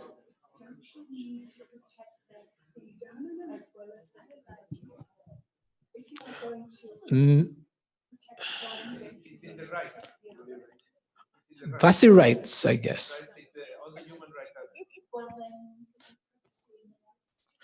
And I'll say the rights are there, but the rights is also a contentious one in the internet governance world because it is seen to be wider than just internet governance, you know? So I guess probably I should also see what aspects of rights we have in the thing. It's probably intellectual property rights mainly, you know, that we currently have in there, but I'll check it out and see. Yeah. Yeah, freedom of expression. So. Oh, Anissa, is it? Yes. Just 2 comments. I believe we are beyond the era of ICT 4D and now in ICT 4 SDG. ICT 4? SDG. Oh. Well, I know somebody who uses ICT for D still. They still do, but the focus now is not just on development, but rather sustainable development. Sustainable development goals. Okay, good. Okay. Right. And Next comment. Second comment. I believe research is more than just measurement and status reporting, but investigative and studying so that we can improve or increase the body of knowledge as it relates to internet governance. So give me a word or two to put. Maybe analysis and maybe increase the body of knowledge related to internet governance. Because we would like to increase research so that we will be able to build not just on policies that exist, but innovate the policies so as to grow the sector.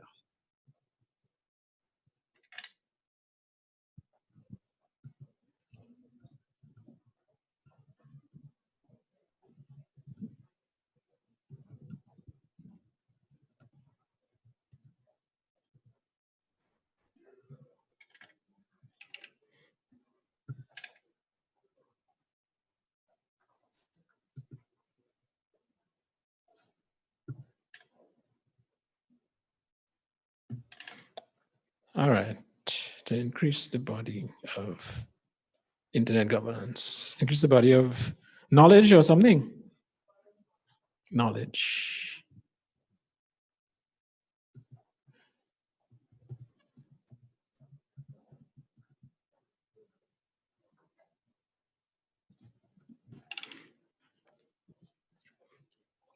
Yeah, it's a little long, but.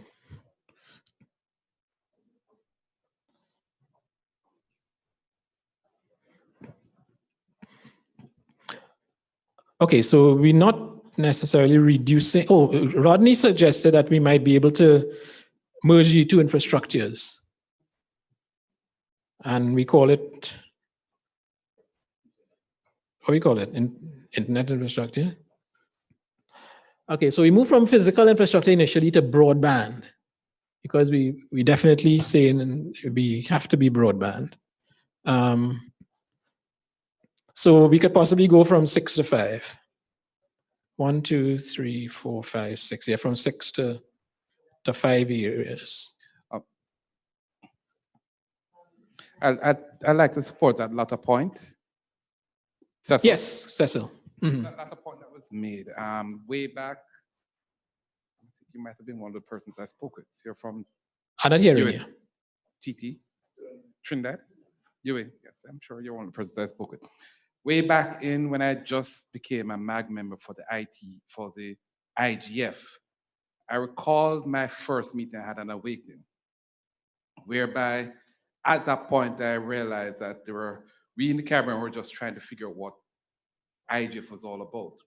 And there are many countries, developed countries, which are studying, doing doctorates in internet governance. I remember, I'm sure I spoke to Deidre about it, and there were many other academics in the region that I called in an effort to invite them to be a speaker at the IGF. But in that point, I also made a point that we needed to see the universities develop work programs on IGF so that we could eventually get to doctorate programs to study various aspects of IGF. And I'm saying that because as we speak about the leadership and so on that we need to take in terms of the world, we need to give emphasis to ensure that we produce that next set of leaders, not just in the region, but globally, who will take it forward, take our message forward, that the Caribbean are leaders in terms of the information society. So I want to just emphasize that I believe that's a key step, because 10 years on, I'm not quite sure how many universities have any internet governance programs whatsoever. And I spoke to all universities in Jamaica, spoke to the University of Trinidad, persons there, spoke to somebody in the Bahamas. Nothing. I still have that message because I think that's one of the key ways we can transform our societies. We don't build it into our curriculum. We're not going to get there fast enough. So just want to emphasize that we probably should have it as our key priority that we need to achieve. I'm pretty certain that we have some policy. In fact, the policy recommendations part of this document identifies certain policy recommendations and the recommended actors. I'm pretty certain we have something to that effect for universities to take action on, but I've taken a note of it there, actions for academia related to internet governance and under capacity building, and I'll verify it. So at the same point, that's what I'm saying, that we need to push adoption with policy within the region, because there are institutions like the Diplo Foundation that's been doing a lot of work throughout the region, and that we can look to partner with and help to develop while we wait on the university, because that's not going to happen tomorrow. But Diplo Foundation has for years developed courses and has been interested in building capacity in the region. That's how I got introduced to it. The IG policy, advance, and internet diplomacy and those things. I mean, persons like Dr. Giovanni Kerbalaci, who has written books, done PhDs. So where we can have sort of immediate wins and work more closely with those organizations to help build capacity in a more structured way, while we wait for university to come around to it, because that's not going to happen overnight. We can identify specific targeted programs that can help us to implement this policy framework. Right. Two comments very quickly, because I know it's late. One is about 15 years ago, I had gone into the Caribbean telecommunications community asking them what they wanted to see in a master's degree in telecommunications, and their response was, not interested in that, we need telecommunications regulation and policy. Within a year, we had a program, Masters in Telecommunications Regulation and Policy, up and running. Bare bones, shoestring budget, but it ran, and we have some of the most spectacular leaders of the regulatory space as our graduates. So I encourage you to prevail upon the university, not us, but on other segments of the university. We only did it at the time because nobody else would, and we were probably the least best placed, because we were a department of electrical and computer engineering, and most of the matters have nothing to do with technology at all. So we really were not the best place, but we were the only ones willing to do it, and we did it. But the reason I wanted to just inquire about the broadband connectivity is this. Again, I apologize that I don't know the history that has got you here, and I suspect that everybody agrees that it should be broadband. I'm just concerned that when you say broadband connectivity, it ignores two very important segments of connectivity. One is the amateur radio community, which is absolutely critical to connectivity. And the second is the legitimate access at low bandwidths for a number of communities. So I just want to, for the participants to recognize that that word of itself excludes these two communities. Right, and they should not be prevented from accessing the internet. Agreed.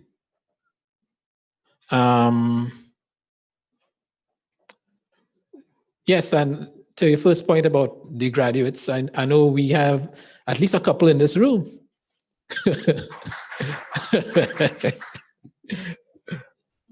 Yes. Right. Yes, because those people do use the internet as well. Good. It's all right. So we need to rethink. Let me put a little note here related to what do you call it? Narrowband access.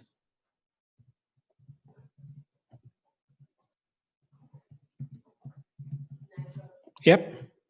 You may not need to change broadband if it is clear in how you use this, that does not Exclude, right. Right, okay, because Yep. it is the broader scope. Yep. Just so that you always remember that there are legitimate. Yeah, granted. Okay. All right, so we've had, I feel I'm getting so much interaction, which is very much appreciated, that I'm going to push my luck and have you look at the one that I say is usually not controversial, and see if you have any comments there, and if you you know, you might find that you want to add something.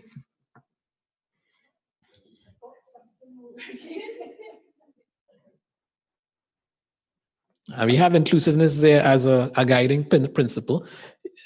Deirdre.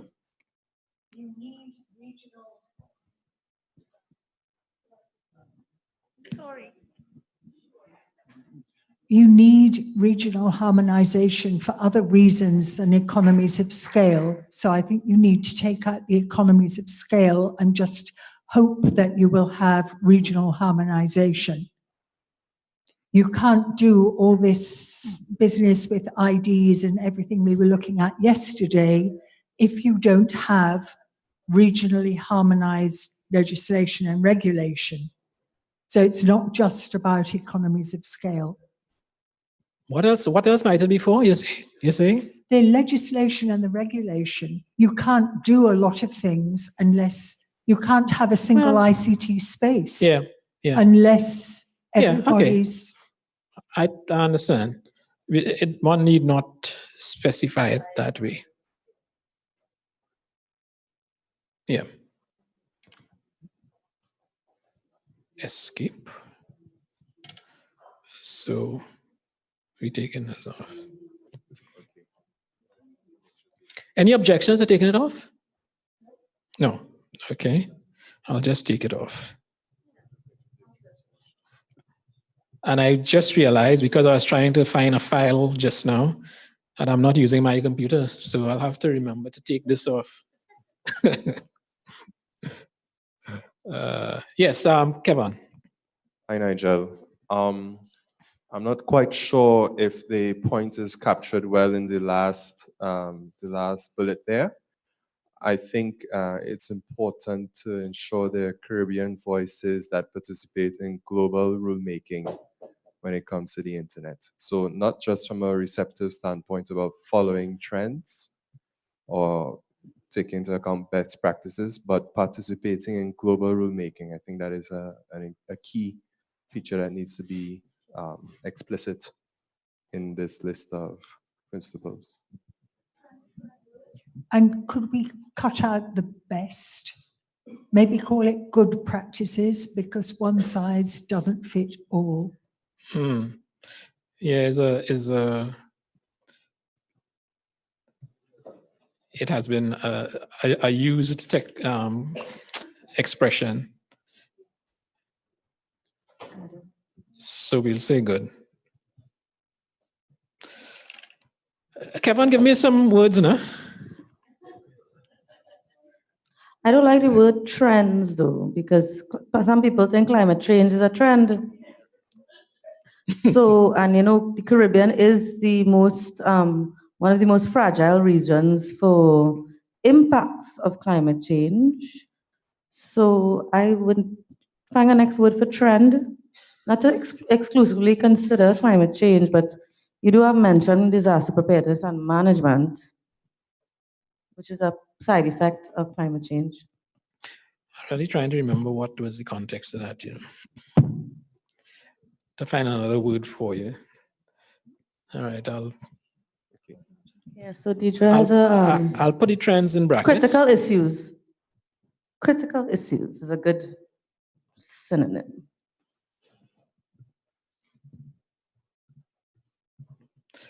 And what might be a critical issue in your mind? Or like climate change or whatever. Okay. Yeah. Critical. Okay. Yeah, so like geopolitical problems as well, Right. too, you know. Right. Social.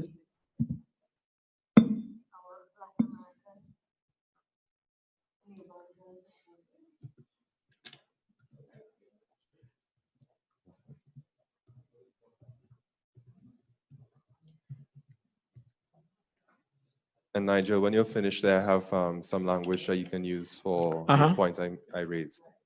Yeah, go ahead. And anyone feel free to edit. Ensure meaningful Caribbean participation in global rulemaking for the internet. Oh, there's additional, a new bullet. Yeah, because I think it should be broken out. I mean, not to complicate that last bullet any further. Yeah. Ensure meaningful Caribbean participation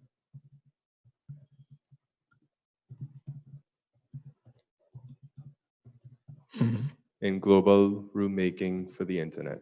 I say global, but any forum that is beyond the national or regional level. So.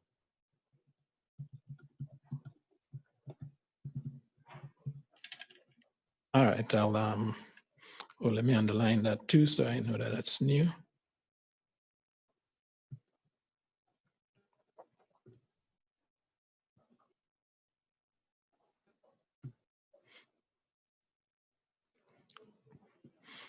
Good.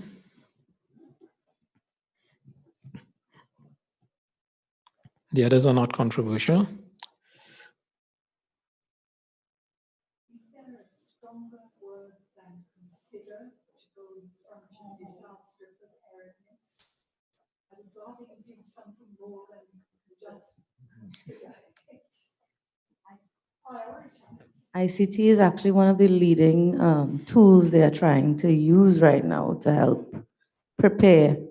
And I wouldn't say the word mitigate against Mother Nature, but prepare. So, yeah. Use prepare where? No, to use a stronger word instead of consider disaster preparedness. Right. Include? Prioritize. So teachers. Apparently, I have to say it through this. I suggested prioritize.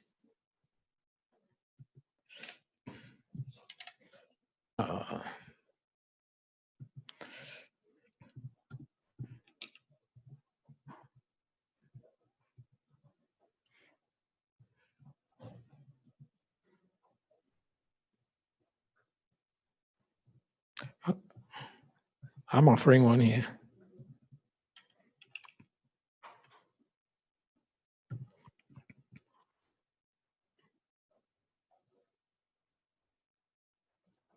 Or take account of. Take account of. I like take account of.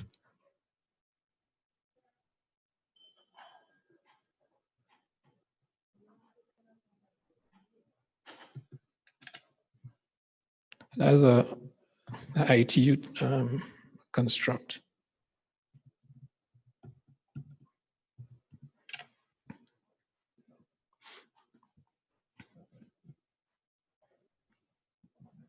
Do we anywhere talk about who these stakeholders are? Because looking at number 4, the people who are very often not treated equitably are, in fact, people like businesses and governments.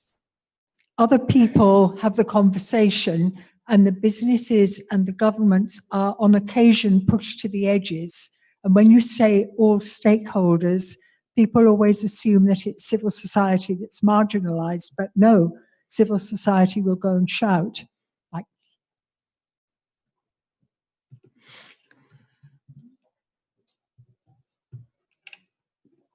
how about that?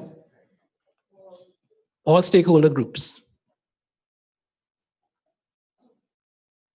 You good with that? I'm not saying to change the point. Uh-huh. I'm just saying that you need to know who the stakeholders are. Stakeholder is one of those nasty words that doesn't really mean anything any longer. Well, in this context, typically when we say this, we're talking multi-stakeholder, and that's the context of that is government, private sector, civil society, that sort of stuff. What do you think about take account of disaster preparedness and management needs?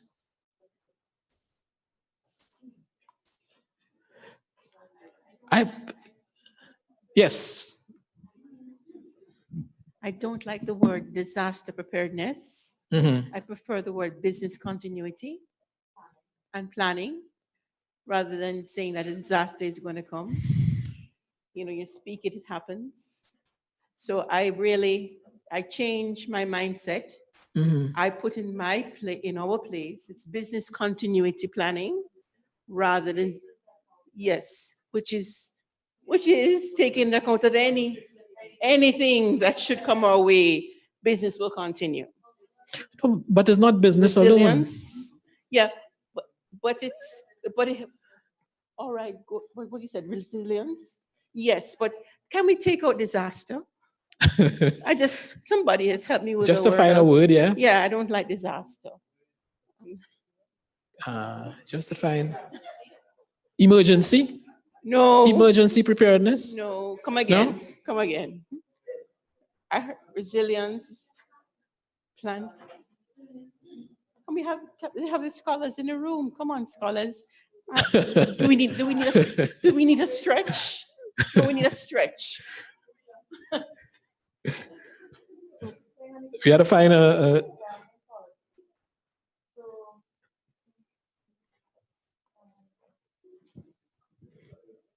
You could take account of the need for resilience.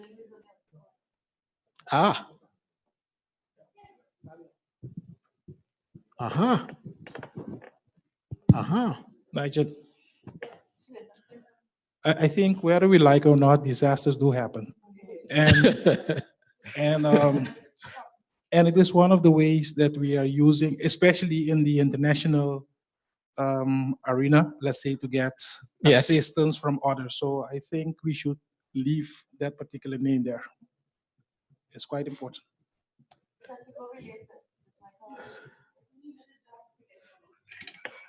No, but they do happen.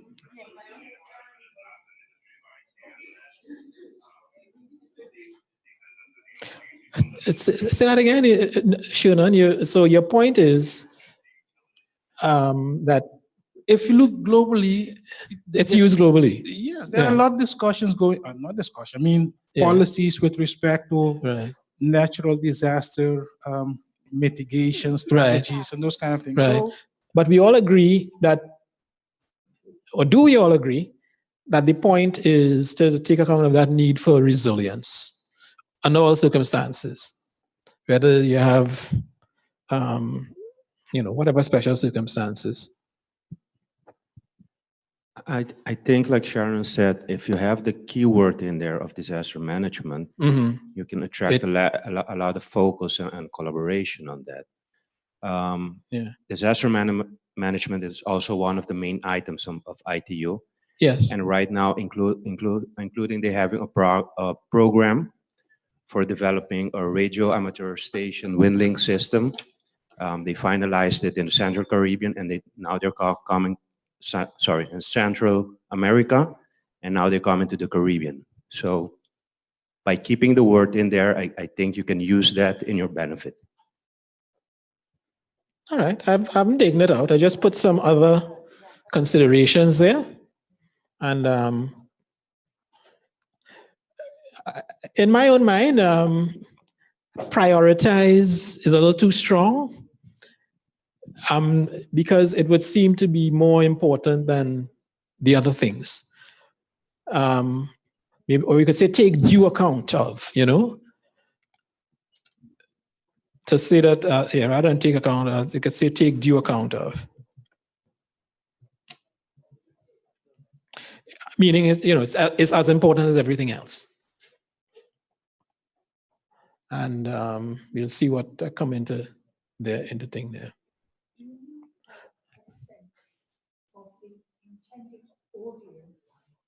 For this, the intended audience for this document is basically, as a policy framework. So it's intended to be guidance for our policymakers in the Caribbean. Within the Caribbean, yeah. It's not looking to somebody from somewhere else to say, oh, they are paying attention to getting ready for disasters, so we will help them. No. It's looking at what do our Caribbean policymakers need to do in terms of setting up appropriate systems in their jurisdiction. Nigel. Yes. Yes, Bennett. The issue of disaster management and mitigation has become high up on the agenda in the same manner as cybersecurity. I mean, the ITU, I just got a document this morning where the ITU is looking at developing that wind link program that the gentleman just spoke about. This is a regional network they're going to put in the Caribbean because of the issues in 2017. And whether we like it or not, whether you want to use the word disaster or not, we are going to be faced with natural disaster. Whether it's for a tsunami, whether it's for hurricanes, whatever. We need to focus and emphasize the issue of natural disaster. And in so doing, we can put our resources together. Because whatever happens to Dominica in 2017, it's a matter of if it's going to happen to St. Lucia or Antigua or Jamaica or anybody. So the entire Caribbean is vulnerable. We have to begin to focus on those things. Yeah. And Rodney? Yeah, no, just on that point, I think that resilience does cover that. Resilience does speak to the ability to continue to function after a disaster.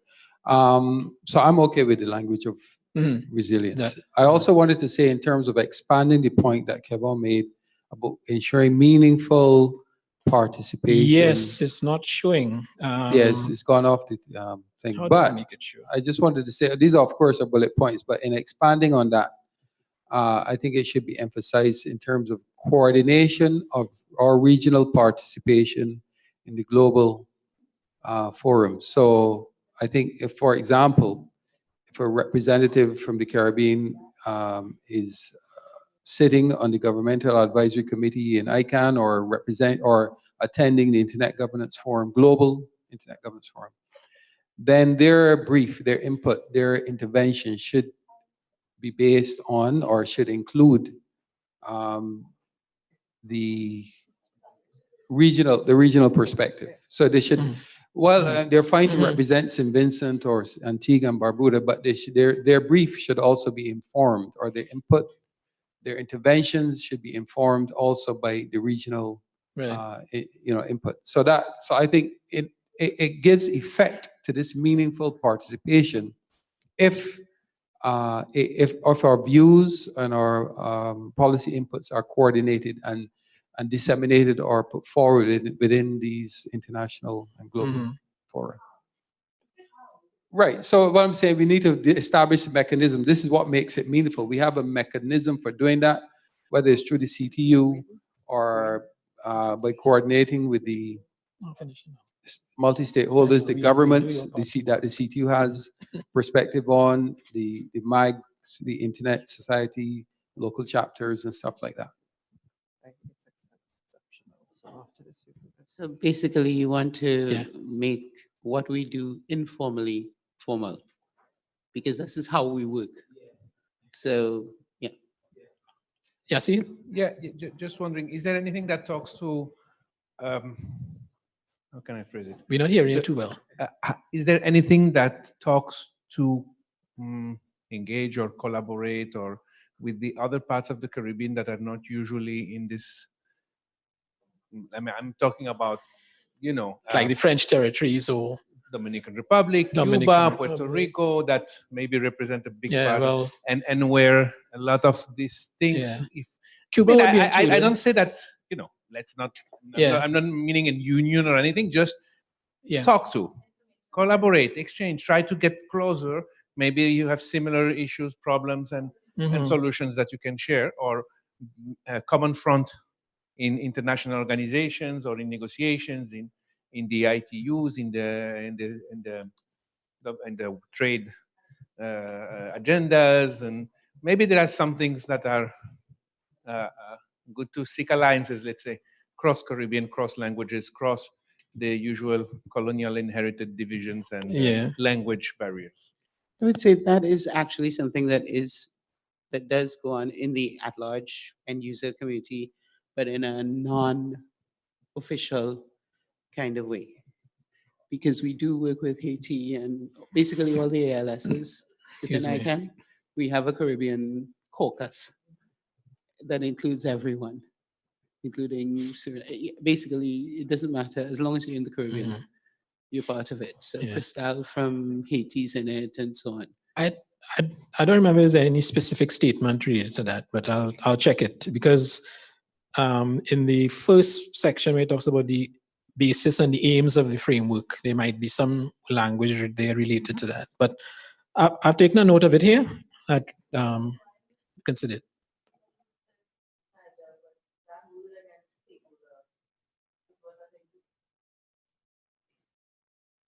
Which line? First line, inclusiveness and broad stakeholder engagement.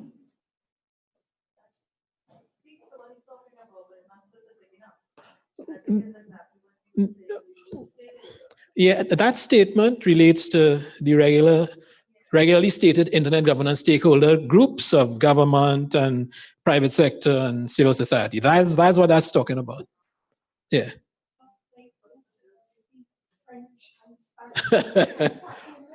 Yeah, so that doesn't mean that they're excluded. You know, they could be included in there. Oh, you mean in that line you could put it in? Ah, okay, I now understand what you're saying. Right. Okay. Yes, okay, actually, yes, maybe I should put that up on that side.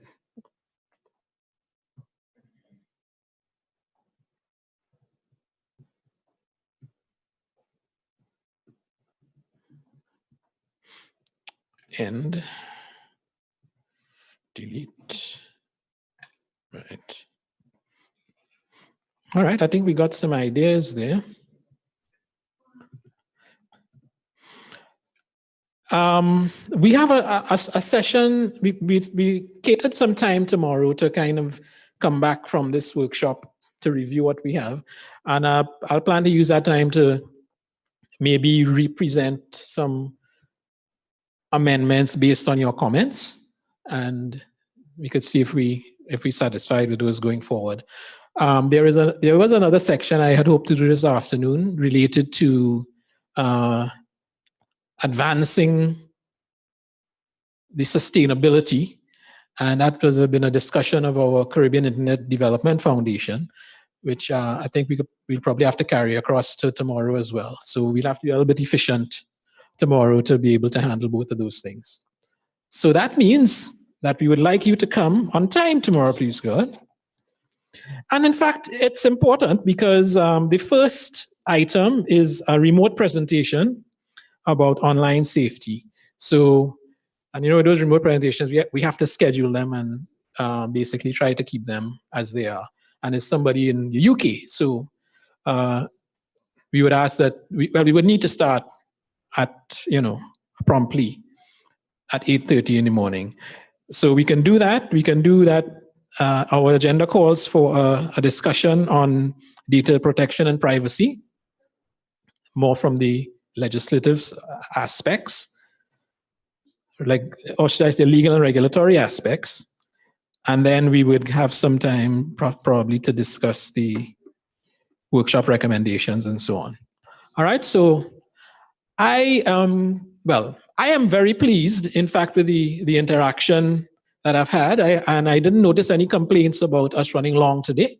We are at 5 minutes after 5 o'clock, and I think we still have a pretty full room. So I think the effort is much appreciated on behalf of the entire Caribbean, and we had some really, really vibrant and useful contributions. Deirdre? Could we say hello to whoever is there, online, out there, around the Caribbean? Yes. Could we invite them to please tomorrow try to be a little more vocal if they could, because their ideas are very important as well? Yes, I don't know if anyone is still online. They're just streaming. All right. You didn't get any comments come in? Any comments, questions? No. I see Agri might have a comment on that score. Now, if we are streaming and I see you streaming on Facebook, you could simply. Are we? Yeah. So there's somebody in the room. So and there's some viewership. A good idea could be to put up an email address, have a moderator or two in the room. So apart from them typing the comments on Facebook is one. Two, they can now email their comments stuff. So we could say, okay, someone from Facebook email, send all your comments to this email. No, I wasn't aware we were streaming on Facebook. Right. I'm not sure who's streaming on Facebook, but yes, we are. Right. All right. Okay. Well, maybe CTU is streaming on Facebook from a input that we have, but we are also streaming on the ISOC live stream facility, right? So which I believe allows us to get comments from the viewers. Facebook also. And we've been, I think, from time to time we've been monitoring to see if any have come in, and no one. Yeah, he didn't get any. We've had the remote presenters. Mm-hmm. We didn't seem to have remote hubs this year. Mm-hmm. I guess, and we have had from Trinidad and Tobago, but we in Trinidad. We've had from Barbados, who's represented here by Rodney, and St. Vincent and the Grenadines is usually the third one. But they don't seem to have an organizer hub this year. So I guess that's part of the reason why maybe we haven't had a lot of the remotes coming in. But no, what? The IG policy should be guided by the principle that it doesn't matter whether you're there or not. Or not, right. Mm-hmm. Well, I guess that would be a principle of our forum, our CIGF. Yeah. All right, folks. Well, thank you very much for your attention and input. It is very much appreciated, and I think we deserve a congratulatory applause. I look forward to you all joining us for 8:30 in the morning when we start with that remote presentation. Thank you. I need to save this file. I will save it.